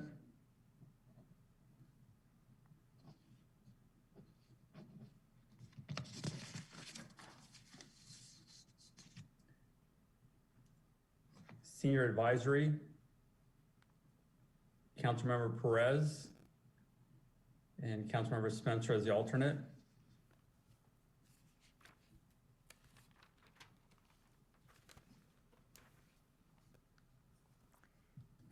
I'm sorry, I did speak out of turn. So on this one, it is the Central Coast Community Energy, or 3CE, that has the City of Hollister as the policy board, San Juan Bautista as the operations board, and they're the ones that have no voting power and I believe it's a 2-year term, which was John Freeman prior, so now it's us. As the policy board member, they're still going to want someone, I think, from San Juan to be on the operations board. And then in 2 years, it'll switch the other way, if that makes any sense. So it's our turn to be on there? Is that what I heard you say? Yes, as voting members on the policy. So they have two boards. They have a policy board and an operations board. The policy board votes. The operations board does not, but they're still involved in the operations board meetings. I believe the policy is the council members' operation or is the city manager's. Oh, is that it? Yeah. Oh, she didn't tell me that. Okay. And it just switches each year. So next year it would be San Juan that has the policy board. Okay, Yeah, so. it flip-flops every year Yeah. between San Juan Yeah, Bautista right. and Hollister. So this year, it's our council that is on there. Yes. So I want to appoint Councilmember Spencer to that.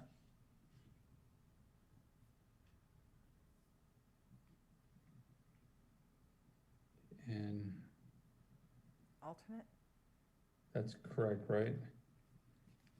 Do we have an alternate for her on that? I'm sorry? An alternate for her on that one? Councilmember Perez, Thank you. Spencer and Perez. The General Plan Committee was already appointed through that. And then the Economic Development Committee would be Councilmember Burns and Councilmember Spencer.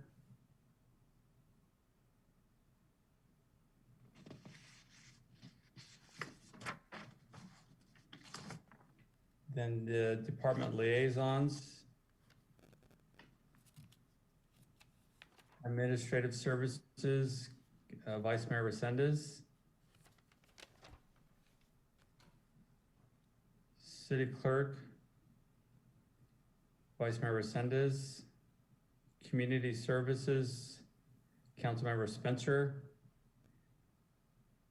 Development Services, Mr. Burns.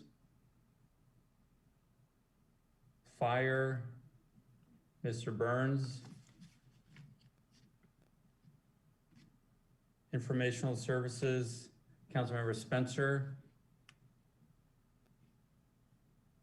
Police, Councilmember Burns. And Recreation, Councilmember Perez. Did I miss any of them? Airport? Which one? Airport? Airport, isn't that with the Administrative Services? With the Councilmember Resendez? No, it used to be with Management Services. That will be, the airport, so it's separate. Yes. Councilmember Spencer? For the airport? Yeah. Okay. All right, have I missed anything else? Nope, not Nope, that I got see. them all? Okay, good. All right, everyone, is there consensus on that? Yes, Mr. Mayor. All right. Good to go. Now we'll move over to item 11, G11. Review of the City of Hollister Code of Ethics. This is an item that was brought forth by, initially, Councilmember Burns. He had requested that in his report out.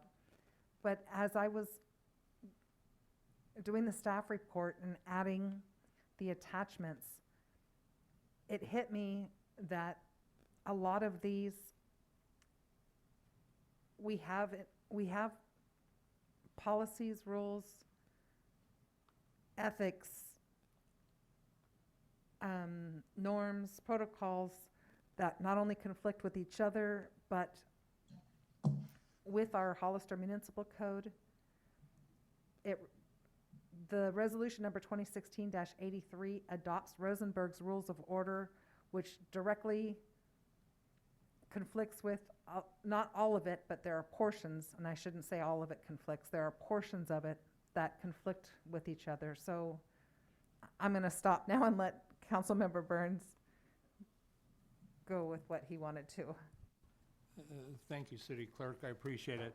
So at our last regular council meeting, I requested that we bring forth an ordinance for introduction regarding Council Code of Conduct and Ethics that would apply to all elected and appointed officials. And so the city clerk was gracious enough to go in and look at a large volume of different policies, procedures, and in some cases codified information that may be contradictory or duplicative. And so she was kind enough to put the information that she found in the council packet. I understand, having a chance to look at this week's council packet, that it was, as I recall, about 1,100 pages. So I won't take it personally if you didn't have time to really look in depth at this. But I would request that we bring back the proposed ordinance for introduction at the next regular council meeting if it's possible. And hopefully between now and then, Council and Mayor Velasquez, you can take a in-depth dive into these documents to see what may or may not be purged or what might be put in a different place. I did have a chance to look at it because it is a topic that's near and dear to me, and particularly given the current status on a national level. I'm very concerned about this, as you all know, and this is certainly not news to you because the previous council I did present this to about a year ago, and I understand that there were challenges and why it didn't happen, but I think now is an opportune time to move this thing forward. And in the review of the documents, I would simply request or recommend that we remove the city council norms and the code of ethics and values. And I think that this could supplant that, this being the ordinance I'm proposing. And I would be open to friendly amendments to the ordinance once council's had a chance to do a deep dive. Thank you, City Manager and City Clerk. Mr. Burns, would you be open to having maybe a special meeting, a study session to kind of go over this? And so we can spend the time, because I think it's very important. I'm glad it's brought up. And I think if we're going to work together, it's a good time for us to go through it all and hear your recommendations and see what we can do together. Absolutely, Mayor. Yeah? Yes. Is the council, is there consensus? Do we do that? Agree. 100%. Thank you for that. Yeah, absolutely. So let's try to, Christine, if we can kind of come up with a date and time, I would think probably 3 to 4 hours so we can really go through this detail. Hopefully it's less time, but so we do this right, because there is so much conflicting information.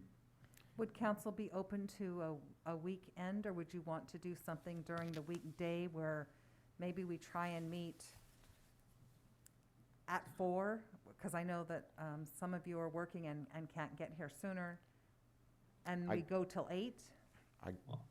I'm locked up in my house on the weekends, so I'm good to go on weekends, or you guys tell me. And we could teleconference Yeah, I prefer doing a weekend as well, because I do work during the day, as was pointed out. But we've done it before. If we could just put together a few hours on a Saturday, I'd really be open to that. And the sooner the better, to be honest. As long as it's not in July. No. The 23rd is the soonest. My weekends are pretty well booked for a while. We could do Sorry, the guys. 30th. We could do the 23rd or the 30th. Whatever would work best for Councilmember Spencer would be my preference. What's your calendar look like, Councilmember Spencer? What would your recommendation be? I could do it during a weekend, during a weekday. On the weekends, I have plans. I go camping. I get out of Hollister. And I booked up probably until July. All right, so if that's the case during the week, would see here. Would a Wednesday evening work for you guys? Sure. Yes, Say if we schedule from like maybe 5 to 8 or something? Sure. yes. Does that work for everyone? Okay. Christine, what date would be, how about the 27th? The 27th or the 3rd? Will that work Well, for we're everyone? going to have a meeting actually on the 1st. I'm sorry? We'll actually have a meeting, the 27th, I will be getting out your agenda for the 1st. Yeah, the 27th, I have a 6:30 meeting also. I have an appointment, Mr. Mayor. I don't know if you have the same appointment with the chamber at 4:30 to 5:30 on the 27th. Okay. I could do the 3rd or the 10th, if that works for any of you. 3rd, I can do the 3rd. I can Actually, on the certainly do 10th, I will 3rd. be getting out the agenda for you for the 16th. Make up your mind. But With that the doesn't mean 3rd. I can't do both. Is the February 10th 3rd. okay for everyone? February 3rd. I'm open the 3rd or the 10th. Either one's fine. I'm good for either one too. So Councilmember Spencer and Mr. Burns? 3rd or the 10th? Yeah, Which do you prefer? February the 10th? yeah. Okay. Let's do that, everyone. Which one? February 10th or the 3rd? I thought I heard the 10th. Seems like the consensus is a 10th. The only Yeah. question I would put out there would be, if we did it on the 3rd and we ran over, we then could have the 10th to fall back on. Ooh, But I'm just happy to move this forward in a timely manner. So whatever works for council, I will make work for myself. Yeah, I'd like to keep that single topic about the rules so we can really focus in on it, because I think it is a very important detail. So I'm very glad you brought it up. I'd like to spend the time on it, focus on Councilmember that. Spencer, may I confirm that the 3rd at 4 o'clock would work for you? Yes? Councilmember Honor. Spencer? What? I'm confirming that February 3rd at 4 would work for you?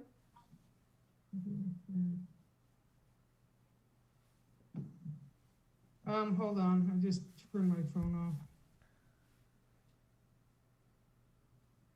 Yeah, I think that'll work. So February 3rd, a study session on this agenda item. We will table this to then. That sounds good. That's all right with everyone else? Okay. Well, then we'll move to H, there's no business. Is there a motion to adjourn? So moved, Mr. Mayor. The motion, is there a second? Second. Motion second, all in favor? Aye. Aye. Aye, motion carries. Thank you, everyone, and good night. Your Good night, first everyone. long meeting. Thank you. Thank you, everyone. Good night.